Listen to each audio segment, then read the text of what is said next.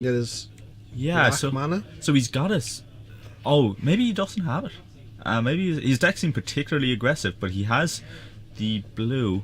Now I don't know what that's for. I don't think he's aggressive. I saw him build his deck. He's just more mid-rangey with bombs. Like his 2-drops do stuff, and like he has the bears that can be kicked and stuff like that. And this is scary. Graham tapping out with that much on the field. I mean, 4 mana into Fairy Mechanist. okay.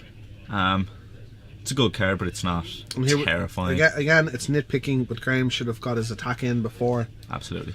Before tapping this mana. Now Paddy knows if he has a trick that he's safe to block, and it's just a basic of limited. And do you know what happens then? What? Mutagenic growth blown out. Blown out, yeah. I'm gonna be made a fool of. Now, if I'm Graham, I swing with this Frogmite and just stare Paddy right in the eye, and I'm like, going. You're swinging anyway, right? Like I think the guy's only a 1/1. I think he might be a 2/1. 2/1? I don't know. He might get biker. I can't remember. But yeah, just stare right in the eye, like attack you. Yeah, the Paddy's guy's a lot better later, so he's not going to want to trade Frogmite here. Yeah. Paddy not having mana issues in this game. Yeah. So, yeah, he seems to be, and it looks like he might just, if he has a swamp in his deck, he might just be able to do the Etch Monstrosity. He might be 10/10. I don't think it's a Monstrosity. I think it's an Oracle. Oh, is it an Oracle? Which would be a lot better at the moment. Yeah. It can just be activated. How Etched Oracle works is it is Sunburst for 5 mana. Okay, this guy is definitely different than what I was saying, because he attacked into a 2/2 and didn't have black mana. It was fine. I believe it's 2/1. Okay, yeah, that's fine. But yeah, Etched Oracle is it 4 mana Sunburst or 5 mana Sunburst? I think it's 4. 4 mana. So with Sunburst, yeah, it looks like it's 4 mana. Yeah, and he has to use the blue. Different colours, yeah. He needs to tap his blue here. Yeah, which is unfortunate. So what happens is it's going to come in with 4 1/1 counters on it, and for 2 mana, I believe, 2 or 3, you can sacrifice him and draw 3 cards. You got to remove counters. I think you remove 4 counters. 3 or 4. I believe it's 4 because it was actually particularly difficult. Maybe it's 3. Maybe I could be wrong. Unfortunately, we don't have a laptop in front of us to check this, guys. Next time. Sorry. But you get to draw 3 cards, which is huge. Yeah, I think he's basically an opportunity, right? Yeah. But it's right now. Skimmer. Right now he's a 4 mana 4/4. Yes. Oh, and a top cast. That's a thought cast. Boom. Divination's always fine, right? Yeah. And Graham right now is short on land, so I'm sure if he found one, he'd be pretty happy. And he has found, I believe, 2 lands. That might be unfortunate. He's down to the last couple of cards in hand. Again, it's, as I said, this Frogmite not really affecting the board, and yeah, maybe they are more playable now with Cranial plating around, but I don't think so. Pretty good. Speaking of Cranial plating, at any time here turns the game severely into Graham's favours, flying over for 6, 7 at a time. Yeah. So it'd be 1, 2, 3, 4, 5, 6, 7, 8. It would be 8 in the air with a cranial plating. Yeah, it's crazy, pretty savage. I do know though, not to spoil anyone, Paddy has an Elishnorn in his deck. He does, yeah. And at any given time, this game is just over, and there's nothing Graham can do about it. And he actually has the mana. He's got the 7 mana for it. Yeah, he's holding removal in his hand. He's got the Banefire. He has Banefire. He has draw cards. Paddy's in a very strong position here, and Graham's gonna, as I said, have to pull out something like that Golem or the plating soon, or he's gonna fall very far behind. He has a narcolepsy in hand. Paddy has it all at the moment. Elishnorn's so sick, and yeah, he's just like here. It must be a 2/1 because otherwise he's gonna trade. Yeah. But he doesn't have the mana to give a double strike yet, I don't think. Which is, I think Paddy's fine. He's like, sure, we'll trade. Yeah, mutagenic growth. Now the Banefire is sorcery speed, unfortunately. I believe is it instant? Mustn't be. Now Paddy is like, do I trade off a 2-for-1 or do I draw 3 cards? I think he's gonna have to draw here. Yeah. If I was Graham, I think the correct block might have been to put 2 of the artifacts in front of the 2/1 or the Sunburst. Etched Oracle and the Sunburst, and then put a Frogmite in front of the 2/1, and then it's only 1 mana to activate. Yeah. Oh, we got it wrong. And he's just like, Reed. It's like What? Why is this guy going to the graveyard? Oh no, just a bit of confusement here from Graham. So he's just cracking in response. Because if you put two guys in front of the etched guy, he's always going to crack it. Yeah. And then you don't have to waste that mutagenic growth. Absolutely. In fact, you can use the mutagenic growth to save your Frogmite. That's about to go down to that 2-1. Because. So we're going to But see. here we go. For No, that 5 is mana. Yeah. No, it's 6 Oh, that mana. Elish Norn's in hand. 6 mana because it's a crew. And he's just getting out a 4/4 flyer. He's not playing the Elish Norn. Sorry, did you say he had Elish Norn in hand? He has now. He just drew it. Why? Why? I guess why does he have to? Like, he can just wait. Graham's gonna have to commit some more guys to the board. Yeah, next turn, Paddy plays it and swings for 6. Bring an Elish Norn to the front. Elish Norn's only 2 white, or is it triple white? 2 white. 2 white. Okay. Ooh, Scoop Mob, actually a bomb here in Graham's deck. It's 1 mana 1/1. Yep. And when, at the beginning of your upkeep, if you control 5 lands, Yep. you put 5 counters on Scoop Mob, and that happens every upkeep when he has 5 lands in play, not just once. It looks like he's not noticing. Yeah, missed his trigger. No, it's every upkeep. Yes. Yeah, he didn't have it. He only played it. Oh, sorry, every one of your upkeeps. Sorry, not. Yeah, every that's upkeep. the difference. Yeah, I was just like, oh crap, yeah. Then so yeah, he's just like. Elish damn. Norn and Scoop It Up. That's unfortunately this format looks very good, except for when someone has an Elish Norn in their deck, and then the 7 format mana. looks very unfair. I win the game. Yeah, there's that and there's Karn, and they both have very similar effects where they're so dominant and they're so far away from any card. Comet Storm is also up there. Yeah. But Paddy's deck, as you can see, if he can survive any kind of rush by Graham, the card power in Paddy's deck is enormous. Yeah. I feel like this set is gonna really be. I feel like it's gonna be a proper drafter set, like where It was last time. I got to play a lot of the last one online. I went on a bit of a run and got to free roll myself for a bit. Of course, when that happens, you also have to crash and run out of money completely. But I got to play a handful of them, and the format was very great. It's very dense. When you don't have to design new cards, they just got to cherry pick all these great interactions, and I think they've done it again. yeah. But I feel like this one might be a bit deeper. Like you said, there was a lot of layers in the last one. It was very deep, but I feel like this one, the deeper you go, the thicker the layers. You know what I mean? Like What's very cool is having all these interactions. So having the graft, having the affinity, having the spirit team, and still all these cards being good in other archetypes. Absolutely. So living weapons are massive for the affinity deck. Having the Grey Ogre living weapon, having the Husk, having the Mortarpod, all amazing in affinity. But all those cards separately are also playable in other archetypes. Absolutely. The living weapon Grey Ogre, I know I'm going on about him, but I'm just a very big fan of. And he goes in most decks, nearly any deck would just be happy to have him. Good shot being brought in here by Paddy. Sorry to break the. Is it brought train in or of thought. taken out? Brought in, I thought there. Yeah. A lot of X ones. Like Graham, I don't mind it. Yeah. Stopping a Skidder is very important. Yeah, no, that's fair. Or sorry, I think it's called Skidder the 2-1. Bone Skidder, something like that, or Skidders. I Yeah. can't remember. Oh, it's Gustwing. I'm so bad with names. It's the 2/1 for we know them as what the card does. Yeah, exactly. What was it? Who said that he was a Ben Stark? That is just like he wishes they were just numbers and text. Just really like I wish that the card was called A1 and it was 2 mana and it just had it's no flavored text, No flavored rules text, no art. No, It's flavor just- text is still imperative. Why? A1. Just have something about A1 in his life. No flavor text. No. Just rules text. No. No art. Just what the card does. Well, he's racist. We don't care what he thinks. Oh. End of the day. Wow. So That's tough.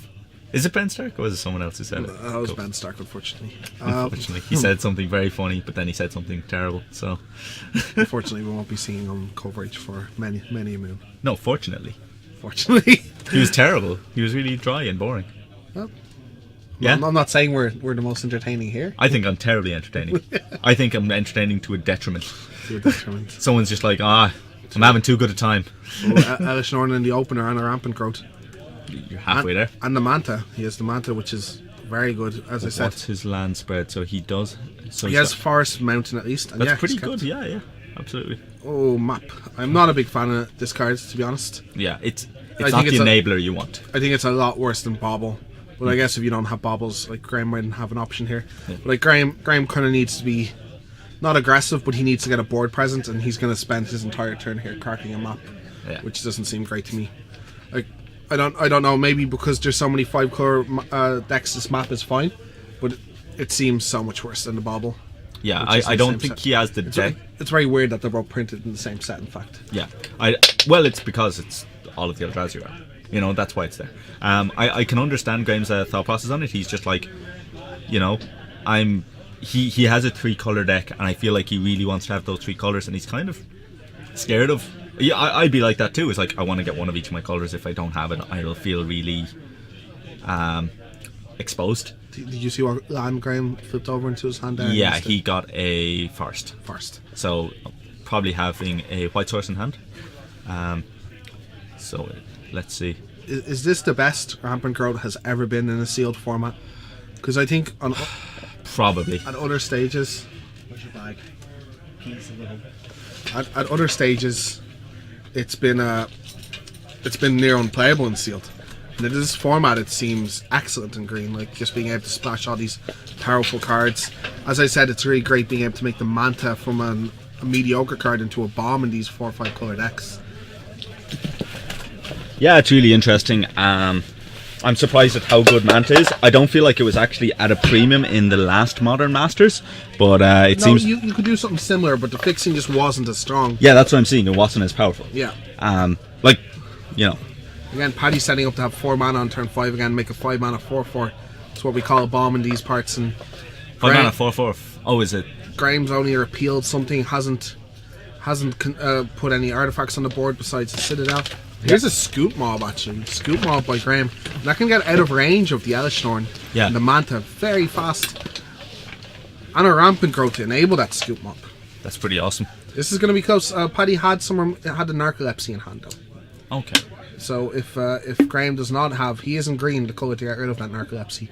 But if he doesn't, that thing's going to just grow infinitely. Yeah, Paddy's not one to shortcut by by cracking the Evolving Wilds now to make this all a little bit faster. He's like, no, I'll take my time. I'll crack my Evolving Wilds on my own time. I guess it's only 1 mana, it's not that relevant, but people don't think of it. Also, at a GP you wouldn't. Like, Paddy's going to the GP and this is his practice. Sure. And at a GP you definitely wouldn't. You never want to give that free information. I mean, no, he is. I think he just missed. That's true. I'm not going to give him the benefit of a doubt. And here's a white, and he's very close to that Elishnorn.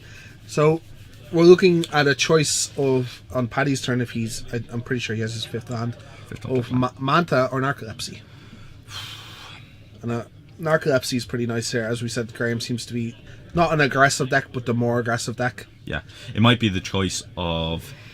Does he feel like he can take the 6 mana hit or 6 damage hit from Scoop Mob? Just be like. In the end, I don't think it's necessary. With Elishnorn in your deck, you're what's this? Oh, it's the spider again. With Elishnorn in your deck, okay, you're going to win the late game. Yeah, for sure. Like just getting a board presence, basically killing the Scoop Mob.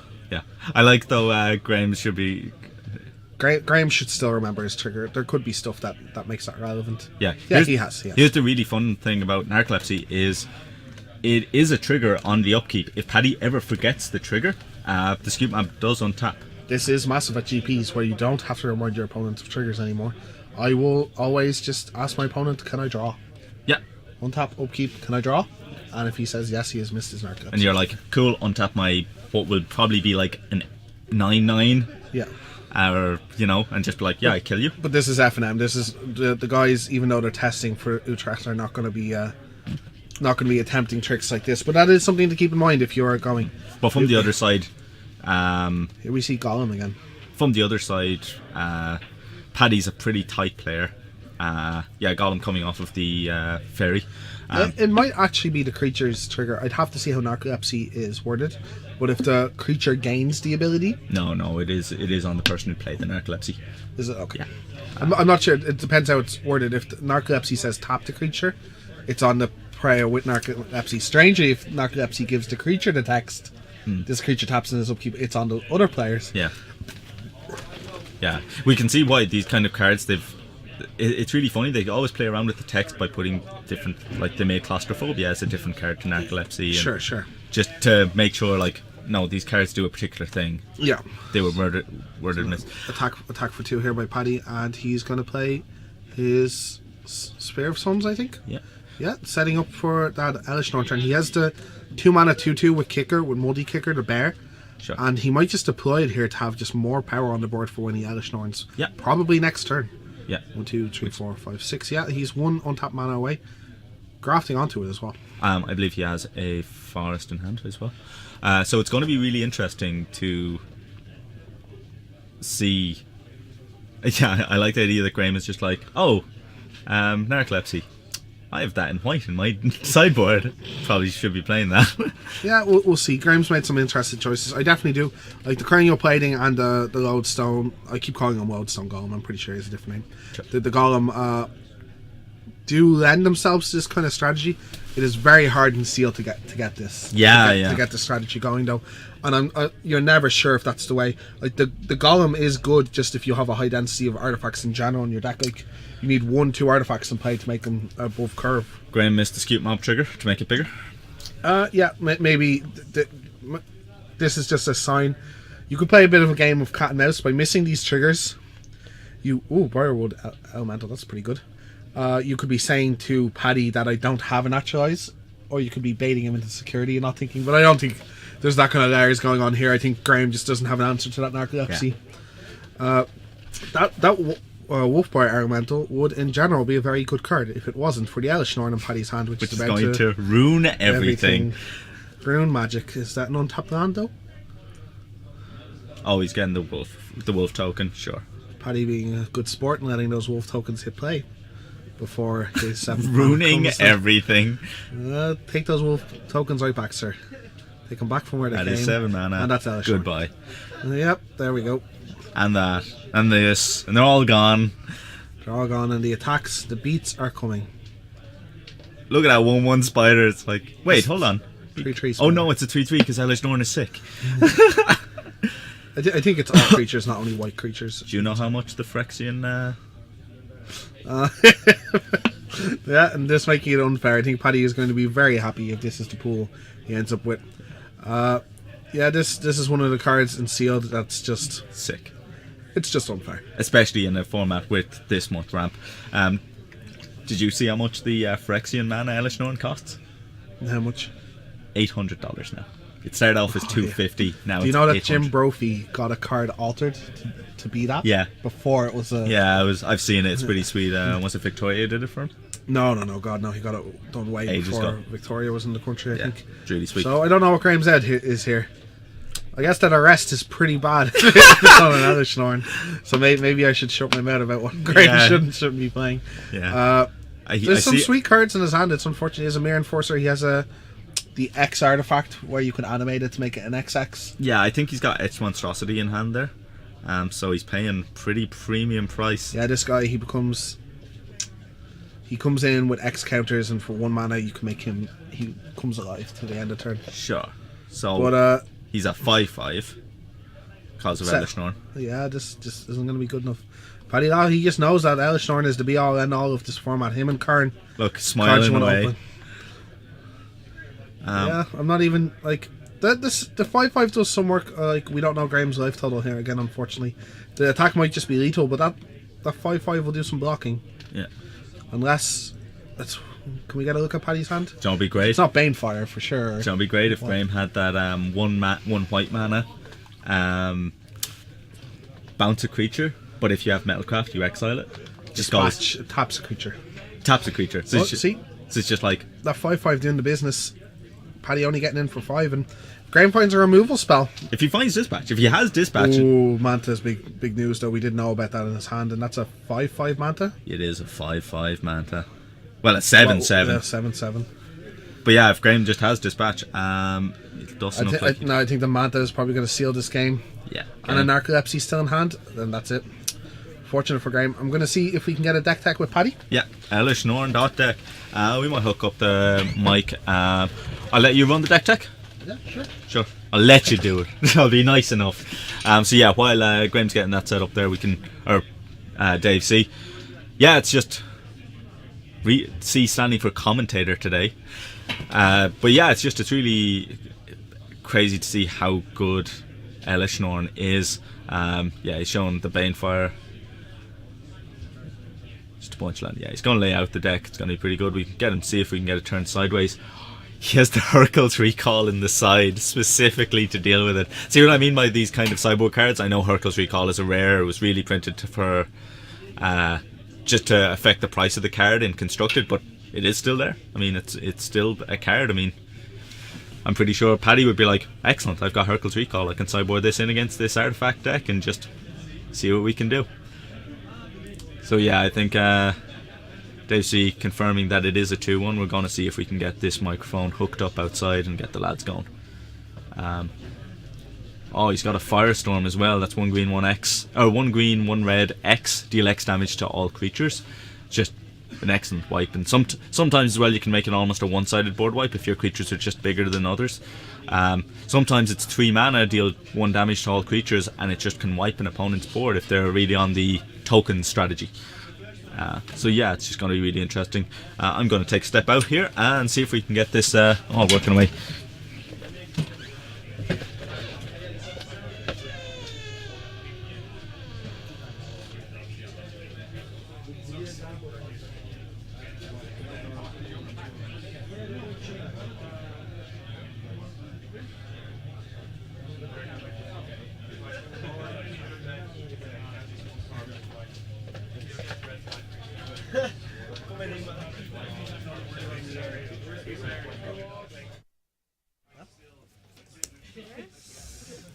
Are we on? Hi, this is David Murphy again, and we're here with our second round winner, Paddy Lawler. Hello. And we're just having a look through his deck and kind of the building process he went through. Of course, this is number 1 on the building process. The most broken card in the set. You opened her, I'm and pretty sure it's the number 1 card you want to open in the set. we were discussing this or Karn. I think it's better because The mana's just it so just good. kills everything, and Karn kills like one thing a turn and it doesn't die, but she kills everything and then wins the game as well. Yeah, and the mana's so good in the format. Karn's in the discussion because he goes into every one of your seal decks. Yeah, yeah. But she basically, with how good the mana is in the format, does still go into every one of your seal decks. As you can see here, you're a 2-color deck that just gets to splash for her and make your Manta good. Her, arrests, I mean, Exactly. double narcolepsy. I brought in like a blue card and a white card in the sideboard and stuff. So what did you play against in the first round? Anything notable or I played against like another blue-white affinity deck. Blue White Affinity? Yeah, basically. Graham's deck in general was good, a bit passive, but that Golem, I can't remember its name. Is it Golem? Is it Lodestone? Yeah. Lodestone Golem is as good as he was in Marauding Block. He's amazing. He is an amazing guy. Probably He's, no reason for him to have trample. So we were also discussing discard in your deck, and it comes down to the discussion of Yeah, I think I missed it. Yeah. I think it's wrong. I think it shouldn't be in the deck. we were saying the same thing. Because it doesn't give a toughness boost, I it don't doesn't think force trade ups. I don't think I have any need to get to play the early game. Yeah. And it's I was more thinking of like the likes of the Vashino Slaughtermaster and the Blood Ogres, which have first strike. But I don't think I think they're fine. That the format, the guys are so small. I guess when your end game is stuff like this, Yeah. and Demon Fire, you don't have to get tricksy with I mean, stuff I like have this. Savage Twister and stuff like that. It's just a complete. That's a complete. You don't have to get tricksy in this format. You just need to survive into your bombs. Yeah. Even if you're playing other decks that have bombs, your bomb is It trumps everything. it's a literally trump. Trumps everything. And we were discussing this in the boot as well, and something I was talking to you when you were building. Yeah. Is what are your opinions on Dismember in a non-black deck? In a non-black deck, Yeah, yourself. I think like I haven't played the format enough. It costs a lot of life. In limited 4 is a lot of life. For sure. It costs if I had another removal spell in my last game, I brought it in for my first round. Yeah. And it put me to 2 and it effectively killed me. In fact, it gave me a turn, don't get me wrong, but if it was any other removal spell, it would have saved me that turn as well. Sure. Obviously, it's super versatile. It kills basically everything in the format. Yeah, it's just a thought for people who are going to go to this GP, and do you play this every time? And I know, I don't think so. I know that's too I think very like broad. against Graham, I definitely don't think I'll No, have brought it in. I probably would have sideboarded out against Graham. Yeah. There's something else I noticed when you were building, and it's these two guys. Yeah, And it's should these be in your deck? I think these guys are just better I think they might in be what better. they do. What? You think they might be better? I think they might just be better. I don't think I have to ramp super hard into Elish Norn. It's nice to do it. I just think that these guys, the fact that they're so versatile, that they're 2-drops and they're 4-drops, that become. I think I made a choice between either the Nest Invaders or the Gnarled packs. Sure. Maybe you could say Acrosan Spider, but I think Acrosan Spider gives me enough game the against Spider the flying with like Cytoplast and Yeah, I the have Spider Blood for sure Ogres, looks the Blood Ogres, and I have the Oracles and like the Gorehorn. They all get counters themselves. And same, I've enough guys that don't even need to graft that I think it's worth having him in the deck as well. Yeah, I can definitely see that argument. It's just so But I could see why you would want that, considering I have this. I do like your point, and a lot of people have been calling these style of decks ramp because naturally your cage and your ramping growth do get you further in mana, but you're not actually. I'm more ramping. using this as mana fixing rather than. That's exactly what I was saying in the boot. That you're fixing your mana. You're not actually trying to get to Elish Norn on turn 5. No, it doesn't matter when I you don't drop care. her. As long as I hit her eventually and I survive, I don't care. And here's something you could have gone deep on. Yeah. Stop me if I'm wrong, but the Horde of Notions. I think you're wrong. The Horde of Notions. I think there's enough power in this deck. Yeah, that's completely fair. We were talking about it with your extra Oracle as well. Your power level was just like super high, I think my power level is like way high. Like I have so many board wipes in this deck. One of the other things we were discussing about this format, and we noticed with your sideboarding, is that the pools are so flexible. Yeah. Sideboarding is super important. Yeah, it's so really this was important. an example. Perkins Recall, You don't even look on face to be blue. You know what I mean? I know you probably have an island in your mana base. I have an island and I have the sphere. Yeah, so being able to bring in flexible cards like this, sideboarding seems to be one of the most important things. Yeah, in this sealed I definitely format. think so. Yeah. Like Good Shot is probably a sideboard card every game, but the fact that I seen 1/2/1 and I was like, oh, it's probably not enough to bring it in. And then you saw the other one. Then I seen the foil one, was it? I can't remember which one I seen. I seen another X one, and I was like, well, I'm bringing it in. Yeah, exactly. And what do you think? Another card we were discussing. This traditionally a sideboard Traditionally a bad card, probably. But do you think it's main deckable in this format? There's been a couple people I think who've suggested maybe, but let's take your deck for example. yeah. And I mean, they're just kind of dudes in my deck. Yeah. Your deck alone, and it's the average deck in this Against my format. deck. Is this many? And this. There's a lot of common enchantments. There's a lot of common artifacts that are very playable and sealed. And there's been a lot of arguments by professional players that this might be main deckable just because of the density. It might be, yeah. Even the average deck, say they weren't lucky enough to get these tier 1 cards, Yeah. will still be running something like this every time. It's never dead, and sometimes it's amazing. Yeah, no, that makes a lot of sense when you do lay it out like that. I think there's an above average amount of artifacts and enchantments for a non-just linear artifact deck in my deck. Yeah. Like with the triple enchantment here, Yeah, you did having like, a couple of artifacts. These are probably the best common in blue. Oh yeah, So. by far. And the rest is probably the best common in white. So. Your pairings are Paddy. Thank you very much for talking to us. Thank you very much. And good luck in your next rounds. Cheers.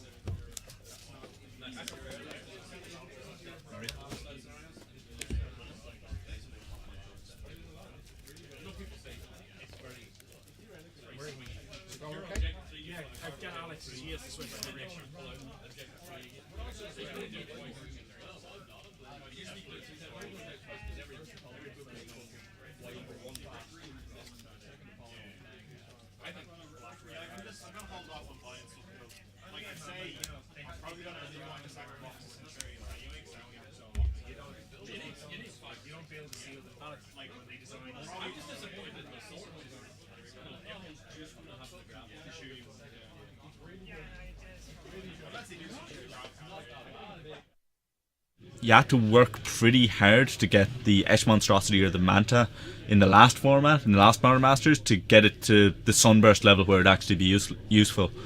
Whereas in this one it feels much easier, which is funny because it didn't feel as easy. Like, you don't have things like Search for Tomorrow, or I think Kadama's Reach was in the last format. You just don't have those, but you have these different ones. You have these colourless ones, because I think that they moved it that the 5 colour deck is meant to be more in red, because there's those red uncommons that you can pay 1 of each colour to give it like +4, +4, +5, +5 and flying. Dragon something, he's a knight that can turn into a dragon, because that's what knights do. and then get killed by other knights, and it's very ironic. But so we're going to see who we get in now. Let's see, Alex, our producer. But yeah, it's really interesting form, and I'm really excited to draft that we're going to be doing tomorrow. Like I said, Saturday and Sunday in Gamersworld in Dublin. If you're around, definitely pop on by. I'm sure with this format, you'll quickly pick up a pod of 7 other people and get a draft going, because why would you draft online when you could draft with other people and do well, get some good testing in if you plan on drafting a lot, which I imagine you will be. This set seems excellent. They've gotten really good at making these draft formats. I feel like they slipped a bit with Dragon's Maze and the Theros block. I didn't enjoy Theros block as much, but Modern Masters and the recent Cans block, I think all of it was excellent. Maybe a bit of a slip up with Fate Reforged in terms of the rare cards, but it's okay. We can deal with that. So yeah, I'm back. Yeah, we were talking about the Narlid Pact as opposed to the Nest Invader. Yeah, I think his reasoning is completely correct. At first, it doesn't seem like it is, but I think he might be right. It's interesting. He doesn't have many things that interact with the tokens. If he had like a mortar pod in his deck, he does have the living weapons. They do interact. Sure. So Nest Invader is not only ramp, he's semi-card advantage. Like, sure. As much as a 0-1 can be card advantage, he can fog a bit of damage. He can help ramp. He can do a couple things. Like, that Manta is pretty good at 4 mana if he's still a 3/3. You know what I mean? Yeah. Absolutely. So it's a close call. I like Paddy's reasoning. He wants his cards to be good in the late game because these games are going to go late. He doesn't mind paying 6 mana for a 4/4 when it gets late. But yeah, there are arguments. This format is very interesting. I've had a lot of discussions, as you heard me talking to Paddy about the Sundering Vitu, or Vita, I think. Yeah. One of the times it might be main deckable. Like, there's so many I pointed out in his deck, and I know his deck is very high quality. Yeah. But there's 2 common enchantments that are very good. Absolutely. There's lots of common artifacts that are playable in every one of these decks. As I said, I'm always playing the Grey Ogre Living Weapon, and that's excellent. There's random bombs that you just get to catch. So, That's John, Brad. Yeah. Yeah, he's playing green-white overrun tokens. stuff, overrun tokens. Sure. And Classic. Andy's playing some sort of Naya stuff. Naya good stuff. Not good stuff, just random stuff. Like, he opened Noble Hierarch and a Wilt-Leaf Leech. All the Noble Hierarch suffer. And that was pretty much it. Apart from that, there's just a bunch of random... Are they both 2-0? I think so. Okay. Actually, no, Andy's definitely 2-0. Okay, excellent. So, If you haven't seen the Lieges in play in Limited, you are in for a treat. So you're in for a treat. They're not quite Elish Norn, but they're pretty close. excellent. If you want to talk about unfair Magic the Gathering cards, you want to talk about the Lieges in Limited, and you're about to see the White Liege, Green white one. Green white one, yeah. who is still very strong. But if you haven't seen the black Discard deck, go up against. No, the black green one is the other one in this set. Creekwood Liege. And he makes a 1/1 every turn that also gets +2/+2. Yeah, makes a 3/3 every turn, and he he's is Bitter Blossom, that is also a 3/3 or Yeah. something like that. It is pretty insane. Yeah, That's I have him in my Dorn Tree Folk deck because he is a Tree Folk. It's pretty awesome. Yeah. But talk about unfair cards.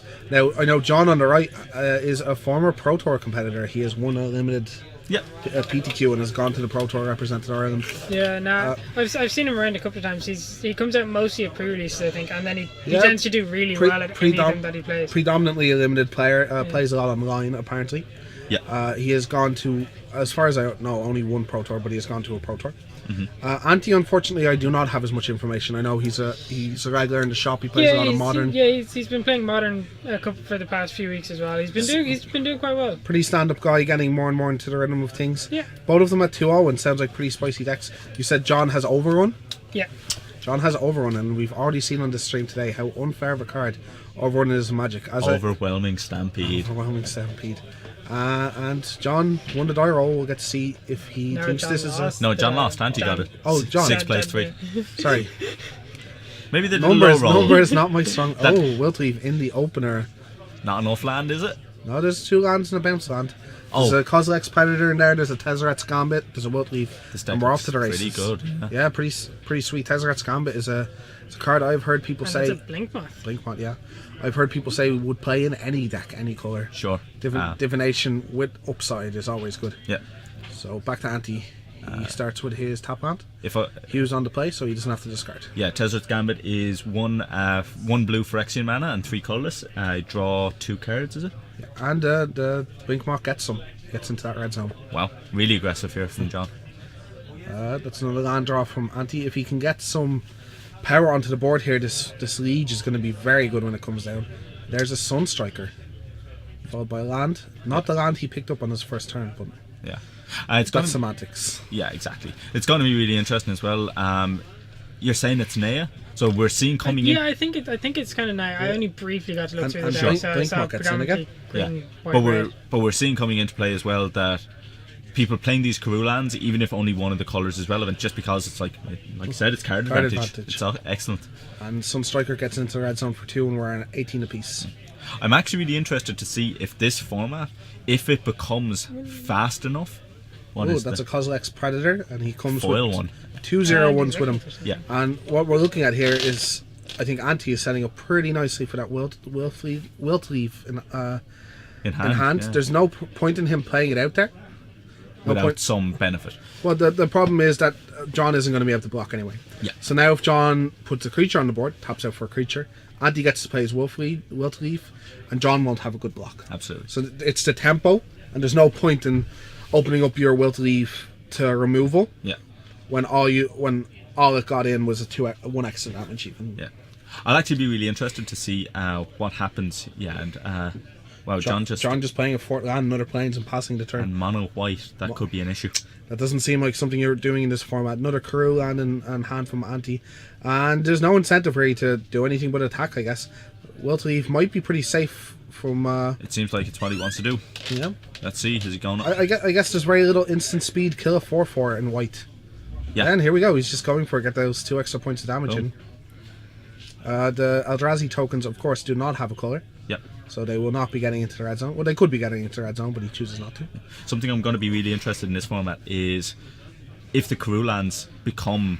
Oh, we see a block here and a mutagenic growth, but it's only a trade because of the Wiltleaf. So Wiltleaf actually working out very well. 2 for 1. And of course, no instant speed white removal to do anything about it. 4/4, not easy to deal with white. Like we haven't seen another color, but even for red, we're looking at stuff like Burst Lightning, and that requires 5 mana. Yeah, but anyway, my point is, if the format becomes faster, people become better at doing it. Would these Karoo lands become a detriment? I know they're always. I disagree. Some people are like, if you're an aggro deck, you can't play Karoo. You still play Karoo. Sure. And John making 3 blockers here, timely fashion, before he's trying to stabilize on the board before this Wiltleaf takes over the game. Not necessarily if you're playing aggro, but if your opponent plays aggro. Yeah. There might be a number. It's still card advantage, and it's only a turn, but I can see where you're coming from. Sure. Tribal Flames in hand. That Tribal Flame's only doing 2 though, because the Karoo's not counting his basics. Absolutely, but that's still fine. Shock is still shock, but if 2 mana shock. Yeah, if you could find a mountain here, you could take that Kozilek Predator out of play. That Predator not trading with anything though, so not having to be that afraid. Ante also infinite mana here. Yeah, he has 8 mana at his disposal at the moment. It looks like he's reading the Trial Flames and just seeing how he can use it. But I mean, it's just not great. So yeah, he's gonna. Wow. Getting frisky. Does he realise that those Eldrazi tokens aren't? Yeah, he must have a pump. Or is he? No. 1, 2, 3, 4, 5, 6. Yeah, he's got the overwhelming stampede. That's not instant. Is it not? Okay. No, then it would be insane. Like, if the card wasn't good enough, if it was an instant, it means that it's the only downside to that card is that you can kill like their 4/4 in response. Yeah. And then the card just wouldn't have a downside. It would just be. Yeah. I thought it was absolutely bananas and absolutely insane. I guess, what is the point of not attacking with the 0/1s? At worst, you lose 1 to a Kozilek's Predator, and if he does have a pump spell, like, he just still gets to eat the Kozilek's Predator and get through the damage with his Kozilek's Predator. Yeah, like, I mean, he might be... is the 0/1 not relevant to him? Ante might have done one of those things where he's just like, you swing in and just look at your opponent, be like, yeah, do you want to try and block this? Like John, Vines of Vastwood's in the format. yeah, Vines is in the format. I have double green. Yeah, and you might need, like, even if you have the Vines, you mightn't use it here. It's just you're getting through 4 damage. I guess you could argue that you're giving John a free block. Yeah. Like, that's unnecessary, but you're making him think. It looks like Anti might actually have the pump spell, or he's representing very well. Yeah. But if he is, I mean, John's tapped out. I don't see why he'd be taking so long. You mightn't care. Maybe. You mightn't care about the 0-1 or John keeping the 3-3. You might want to keep the Vines to protect your Will leave reach. Yeah, I think that's what he's talking about. But once again, he's put himself into this situation where he's on. Maybe you're right. He doesn't care about 0-1. Tapping 2 mana. 2 mana. There's. I But don't not think there's a double spell. green for Vines of Vastwood. Oh, Collective Blessing. Put 3 counters on it, Wow, that's pretty sweet. and it's a 3-4. Yeah, That's perfect. that's pretty awesome. So if you're John there, do you bother blocking a 0-1? Like, he has 8 mana anyway. Like, he's not like. No. You're stopping an Artisan of Kozilek, maybe. Check if that's the counters or just. I think it's just pump, but doesn't it? It pumps the rest of your team by +1/+1 as No, well. I think it's just you target. You can target 3 times. Target creature gets +3/+3, and No, target. It's like target creature gets +1/+1. Target creature gets +1/+1. Target creature gets +1/+1. Yeah. Oh, that's that one. Okay, yeah, I'll double Yeah. check which one it is. But I don't know if it's 1/1 counters or just +1/+1. So what did he play out there? The That's living weapon, Living the Weapon. Grey Ogre I keep talking about. It's Snake something. Grey Ogre. I just call it Grey Ogre. It's the greyest of ogres because it's actually an artifact. It's true.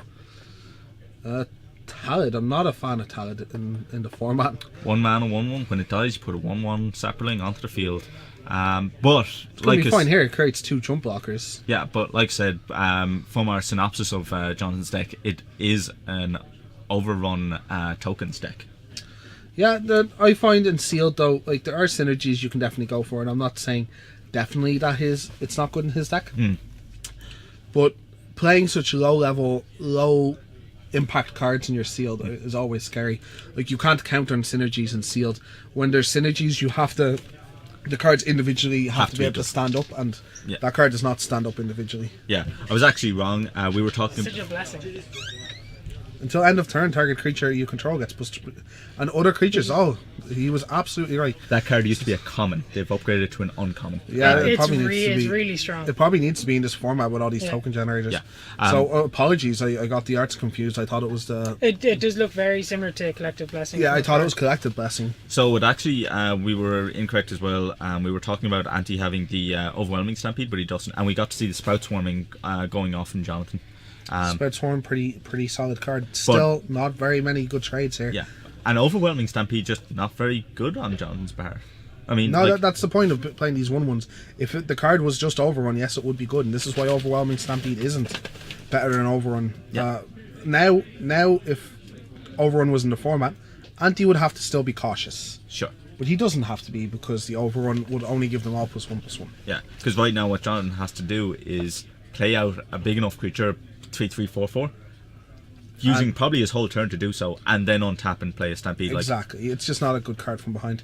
And here's a Tezzer's Gambit. Anti firmly in control and not minding losing that 2 life. Like, yeah. Draw, draw. Nothing to proliferate. How sad. Oh, How sad. can't have it all. He really wants a different type of basic land here so that Tribal Flames does something. Yeah. Oh, and if he doesn't have a pump, willing to give up his Will to Leave Liege for the 4 blocks. Yeah, but We'll see what John wants to do here.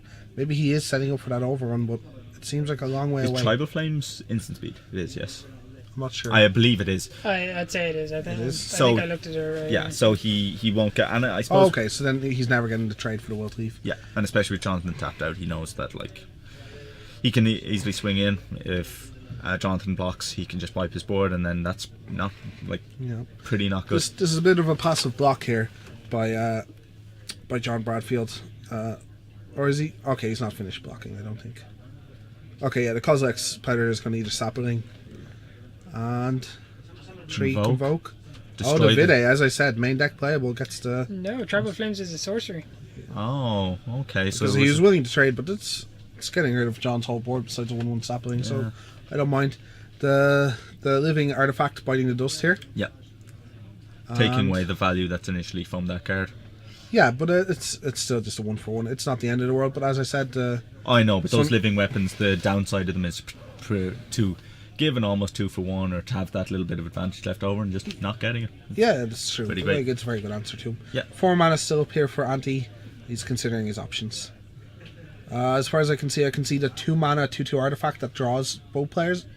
Your opponent or both players a card? Both players. Both players a card? Yeah, 2 mana 1/1. 2 mana 1/1. Or is it a 2/2? No, I think it's a 2/2. That is a mighty leap. That is not. No, it's not a mighty leap. It's I can't remember its name. Chimeric Mass. Chimeric Mass, yes. It comes to life. It'll be a 4/4. Anti may be hesitating playing the card there because he might have wanted to spend 7-8 mana, which he has available to him. Also, there was an option to sack both of his Eldrazi tokens to make it a 6/6. Which is always thinking. But he's also masking a block here, technically. Yeah. He can sack an Eldrazi token to eat a token on the way, but I don't think John Bradfield will be getting too frisky, and if he does, I don't think Anti really cares. Let's see. 6. Ooh. So this guy's a 6 mana 4/4? 3/3. 3/3, and you can tap a creature to give him two +1. creatures to give him +2/+2. +2/+2. So this is decent. He's fine. Yeah, no, he's a strong green card.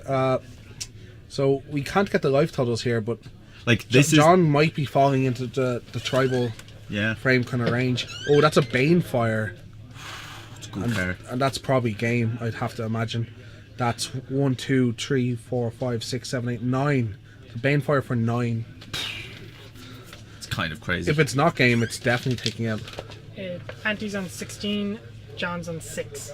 Well, then I don't know why this attack is happening, because Banefire is just in Anti's hand. And it This is the slow roll. the slowest of rolls. The slowest of rolls, and I appreciate the hell out of it. You're so miserable. I am. If he actually has it in hand. Did I tell you I was pretty in that spectacular. top 8 that John won? I hope that Banefire stays in that hand for a long time. Yeah, so look, and he's just like, yeah, Banefire, whatever. You were never alive anyway. You know that smart block you had? I was just, you know what? I think he was just testing him. He was like, do you know how this card works? How good is he at blocking? Yeah, do you know how your Scion, or not Scion, what's it called?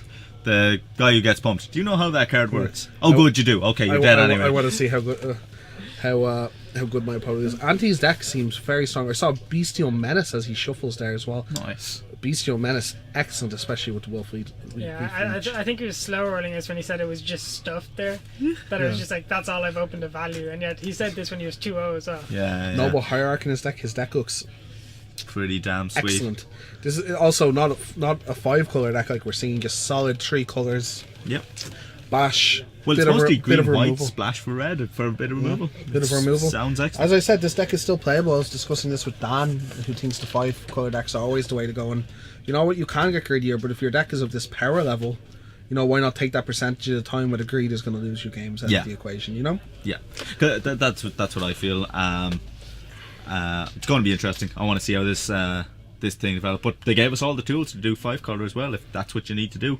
I was saying as well how they've put it into a lot of the artifacts rather than any of the green spells, because there's a lot of red spells that they have that kind of 5-color archetype in red, where there's a lot of a lot of creatures that you can activate a 5-color thing to make it worthwhile. Don't know if that's ever going to be playable. People don't think it is, but you know, you got to put it in there. Let's see if it works. For sure. Which I think is awesome. Sometimes you can make your 2-drop a 5/5 with flying. That Knight guy. Yeah. He's pretty awesome. So, Anti eyeing up some sideboard cards here. We see the Something of Flames. It's deal 1 damage to each creature. Yeah. And I think it's deal 1 damage to each creature, and creatures can't block this turn. I was saying as well, the fact that Savage Twister the form? Savage Twister, yeah, is in the format. It changes a lot. Savage Twister, a card probably too good to ever see print in a proper limited format again, but when you're pushing power levels like you do in this format, it's fine. But you can as well, what I love here is normally Savage Twister is kind of, you do it for X, or you do it for as much as you can, or sometimes a bit less than your bigger creature if your creature is a bit bigger. But in this format, I can often see it being done for 1, to just be like, oh, get rid of all your tokens. Yeah, there's definite token like under team, not main team, if you know what I mean. But like, it seems like a main team, man. I mean, there's a lot going on. The Sign of the Wilds are common. I feel like that's there for the. But again, it's this thing where Sign's just a good card in general. Sure. Where Sign's just like probably a fine card anyway, and just very good in that if there's a bunch of cards making tokens. And it's the same. It has Gathering Seed, I think it's called, or Gathering Sprouting Seeds, and you have the Bestial Menace. And these are all token cards, but these are just all fine cards without a token team in the set. And Kozilek's Predator and Raise the Alarm. Yeah, but Kozilek's Predator again is not a token specific; it's token on ramp. Sure, because that's the power level of this set. That's what they get to put in. They get to be like, here are these good cards that make tokens that are excellent in a token strategy, which we've definitely put in. I don't think it's a sub-theme. I think it's definitely just a theme. Fair. I'm going to pitch you an idea for the next Modern Masters, okay? Sure. Are you with me? Sure. Okay, you reprint all the cards in Rise of Eldrazi.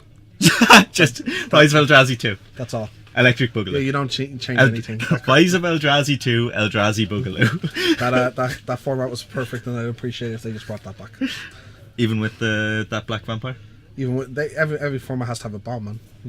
They had bombs. It was just that one was insane. It was beatable. Like, Gideon was also fairly unbeatable. Yeah. No, there was really no good way to get rid of a Gideon. So we get a bit of a close look at Anti's deck with the way he shuffles, hopefully. Yeah, plenty of Noble Hierarchs. I'm really hoping. I'm really hoping the price of that card comes down, because it's something we want to get into the cube as well. It is a rare in this set, right? Or is it mythic? Rare. Oh, he also has an Indomitable Archangel. Nice. That card, whether you have artifacts or not, is insane. Yeah, it's pretty great. You know why Sarah Angel's great at 5 mana? You know what's better? She costs 4. Yeah, it's pretty sick. Pretty good off a Noble Hierarch as well. He has a lot of good cards that come off Noble Hierarch. Yeah. You know, I might be doing a deck tech with Anti after this again, but it's going to be pretty boring when I just get to point out bombs like I did with Paddy. You're just like, yeah, you have card. your deck's insane. That's a good card. That's a good card. I'm really interested as well to. Oh damn! What was I going to say? You kept talking, and now I've lost my train of thought. People get lost in my voice the whole time. You'll be the first one. And your eyes. I have beautiful blue eyes. But deep sailor's blue, I like to call it. Yeah, I'm just really interested in this format and what's going to happen. That was the question I was going to ask you. So they finally have the modal cryptic command with the new bullet point formatting of the card. Sure. How do you feel about replacing the old version of that with that one in the cube? Because that's what we're going to be doing. I dislike not being able to confuse players. The more I can confuse players that haven't played during my timeline, the better. It's the small edges. No wonder you don't like cube. You don't understand. Anti's hand here. Oh, I was going to say underpowered until the card off the top was the Archangel. Forest v Forest, and we have that. So John already off to a better start with a Sunstriker. Sunstriker. Dueling Sunstrikers. Let's see if there's a trade offered here by John. We have a complete mirror match here. Yeah.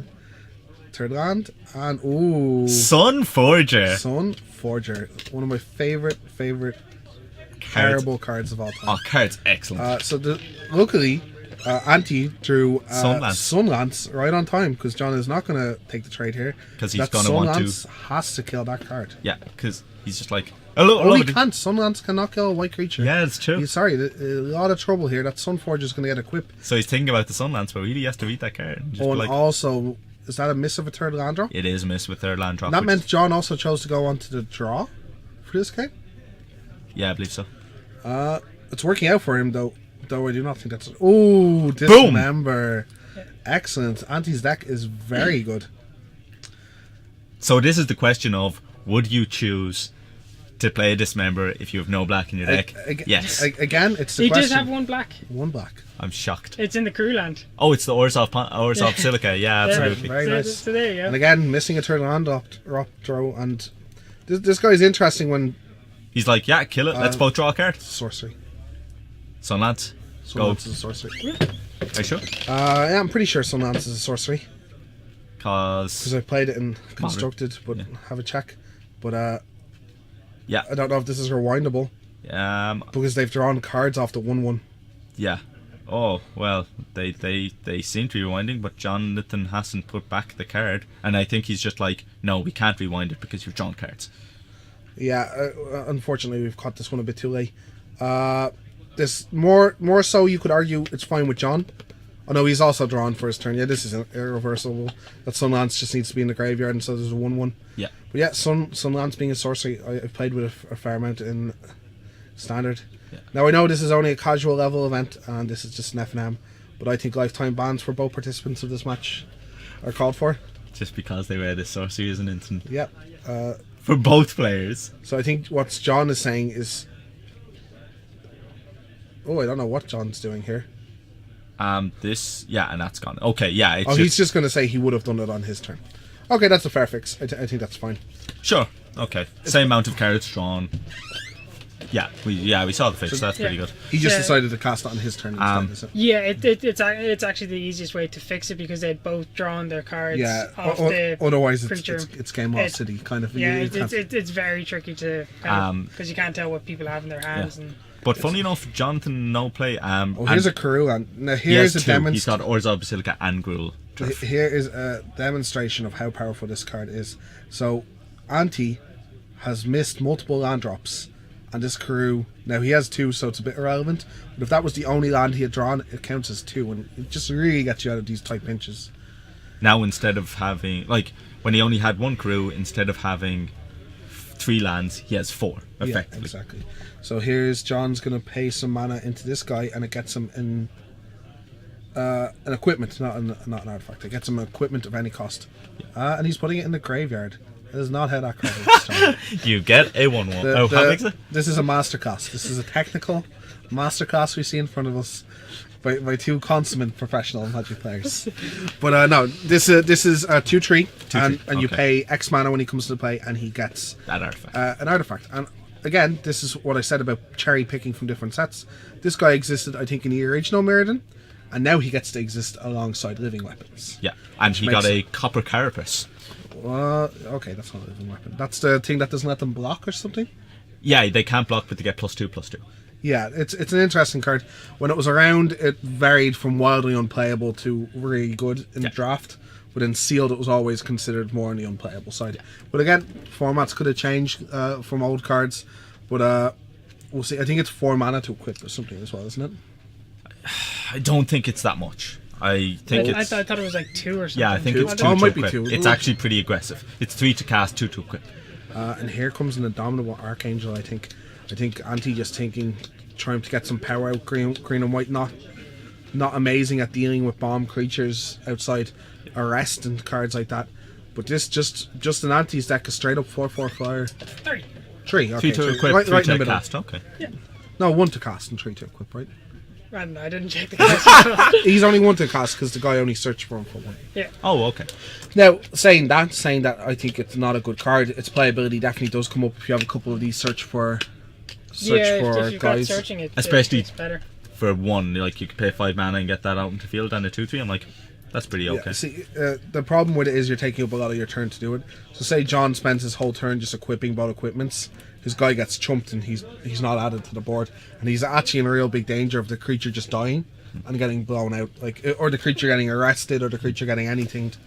But we'll see here. Yeah, he's going for the double equip, and Anti might just take it. This is going to be the first damage Anti takes in the game, and it's besides the dismember 7. Oh, he did take 4 off dismember, so he would be dropping to 9 from this. Funnily enough, it looks like Jonathan doesn't have any red mana to use the Sunforger. No. Maybe he has it. Maybe he does have some splash of red. I think if you don't have red, Sunforger is not a playable card. Sure, because what he could actually have done is do things like get Sunlance and things like that using it. Yeah, I think it only gets instants. No, it's instant. Instant and source. Instant and source. Oh, that's pretty spicy actually. Then. Yeah, it's ridiculous. Sunland's probably still Here's an argument. We didn't see John going for his sideboard, and he still has Sunlances in. Should Sunlance still be in his deck after board, seeing so many white creatures from Anti? It's not killing a lot of green creatures, the higher end green creatures.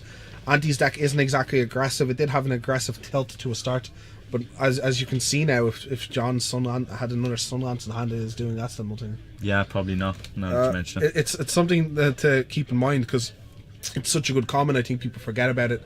When someone's in a green-white deck, is it always worth keeping in? It's a bit of a judgment call. Maybe, well, Anti has the same. Anti has a white card in hand, but I don't know. It's a hard call to make. It's still such a good, efficient card, but it's something to consider. Is it so efficient when you're missing out on half the creatures in his deck? Yeah. So, are you blocking with the? I would probably be taking it, but I can't see Anti's hand perfectly. He has a Sunlance, and that's all I can kind of make out. Yeah. I think he has a couple of red cards. He still has a Gruul Turf. Yeah, I'm fine with this block. Again, John had to take his whole turn to make this pump, and then no effect. He has a Gruul Turf. He has a Tribal Flames. Is that an arrest? if that's an arrest, we're going to run into the exact problem we talked about, where John has spent his whole turn making this guy very big, and it's not going to get to swing, and it didn't get to do any damage. John's effectively paid 6 mana to kill a creature, which is not bad, but not great. So 4 mana here. Let's see what we got. Ooh, a Manta for 1, 2, Not 4 mana. 3, 4, 5 mana. Yeah. So it's a 4/4 flying Manta, and he's just like, I'm going to kill you. I'm going to get you. It's going to race in the air. If John doesn't have a removal, it's going to be a pretty successful race at this. So we're thinking Anti's still at 16 here. Yeah.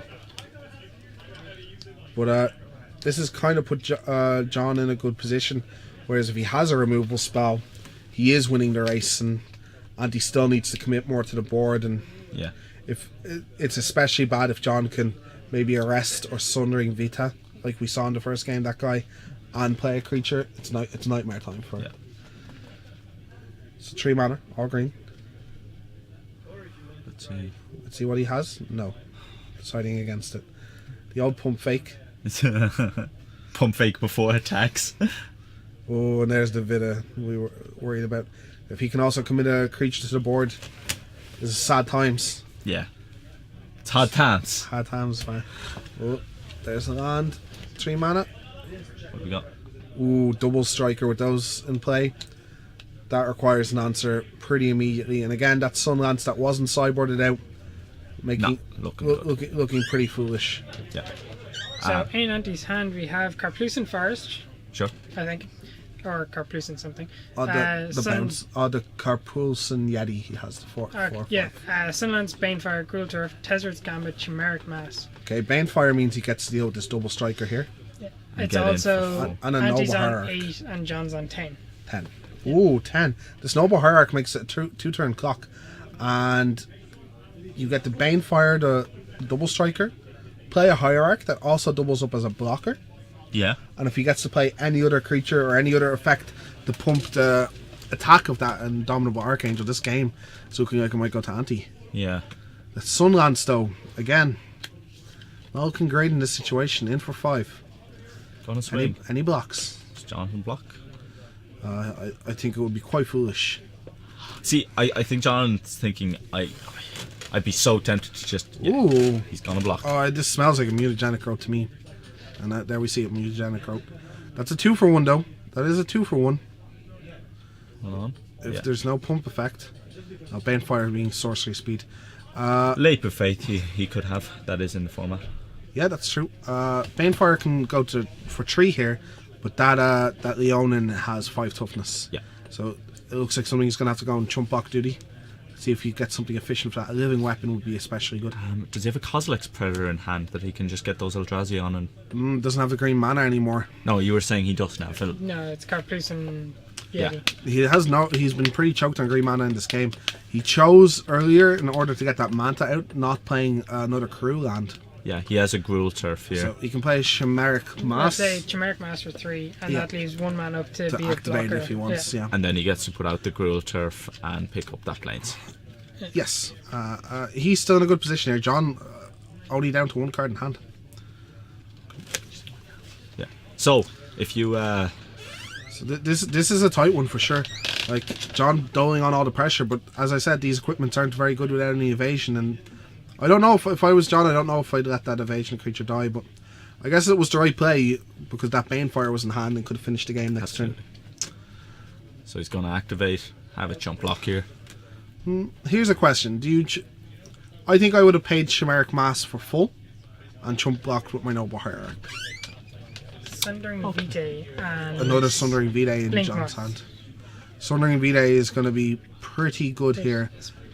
Yeah, that kills. That kills the blocker after the activation. So this is interesting. He's going to activate. Sundering Vitae is going to come into play. So it looks like he's going to wipe the board. Noble Hierarch has to jump in the way of this attacker. Yeah, Jonathan might have played his way out of this. Or maybe no block has to happen. That attack is only for 7. Like, and he takes him to 1. Anti can take it if he wants. But that does leave a blink moth in John's hand. It leaves Blink Moth. Yeah, and the Blinkmot would take over the game, but Anti has no way of knowing that Blinkmot is in John's hand. You're right, but there's any number of white or green pump spells, including ones Anti has in his deck that he has to be thinking about. There is, but do you win by chumping? I think is what you have to. This has to come down to. I'd probably throw the Hierarch under the bus here, and that leaves you with the Chimeric Mass as at least a blocker. Well, I imagine Jonathan in the turn is still going to kill it. But yeah, I think you're right, yeah. At least that way it gets you out of the immediate Yeah, absolutely. die now. Yeah, the problem with well, if you had Mighty Leap, you had just one. That's a pump you can roll out here. But the problem with chumping with the Hierarch now is you could have had your your Chimeric Mass be one bigger.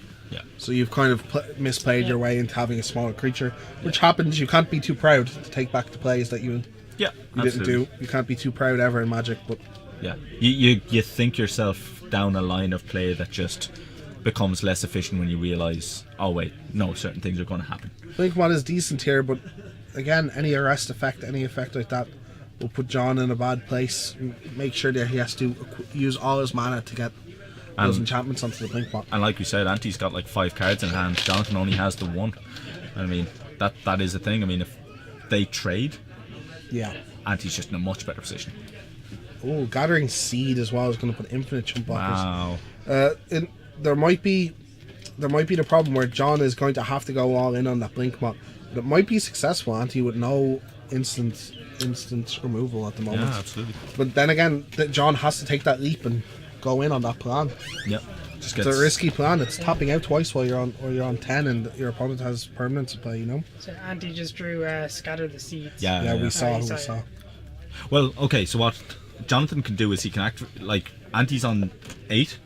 So what Jonathan can do is swing in with the Blinkmoth once, just test the waters and hopefully advance his board to a state where he can definitely survive and then go all in on the Inkmoth. It's not great. He mightn't have the time is the problem. The 2 turns. Yeah, like... Well, I'm saying specifically if he draws something that can gum up the board a bit, give him a bit of time. Which just might not be the case. Here comes the Sundering Bidet again. Yeah. Again, as I said, this card not bad to main deck at the moment, and he has 2 of them. Seems like you're right. So now Anti's just going to, I presume, scatter some seeds. Yeah, I assume so. Make great chump blockers. See, it makes 3/1/1s. Yeah, but it makes John's pad a bit clearer. If he just taps out for this, putting all that stuff in the blink mod is not a question. Yeah, it's just something you got to do. Yeah, you still get to attack with the 2/3 and that, and kill 2 of the seeds if you want. Yep.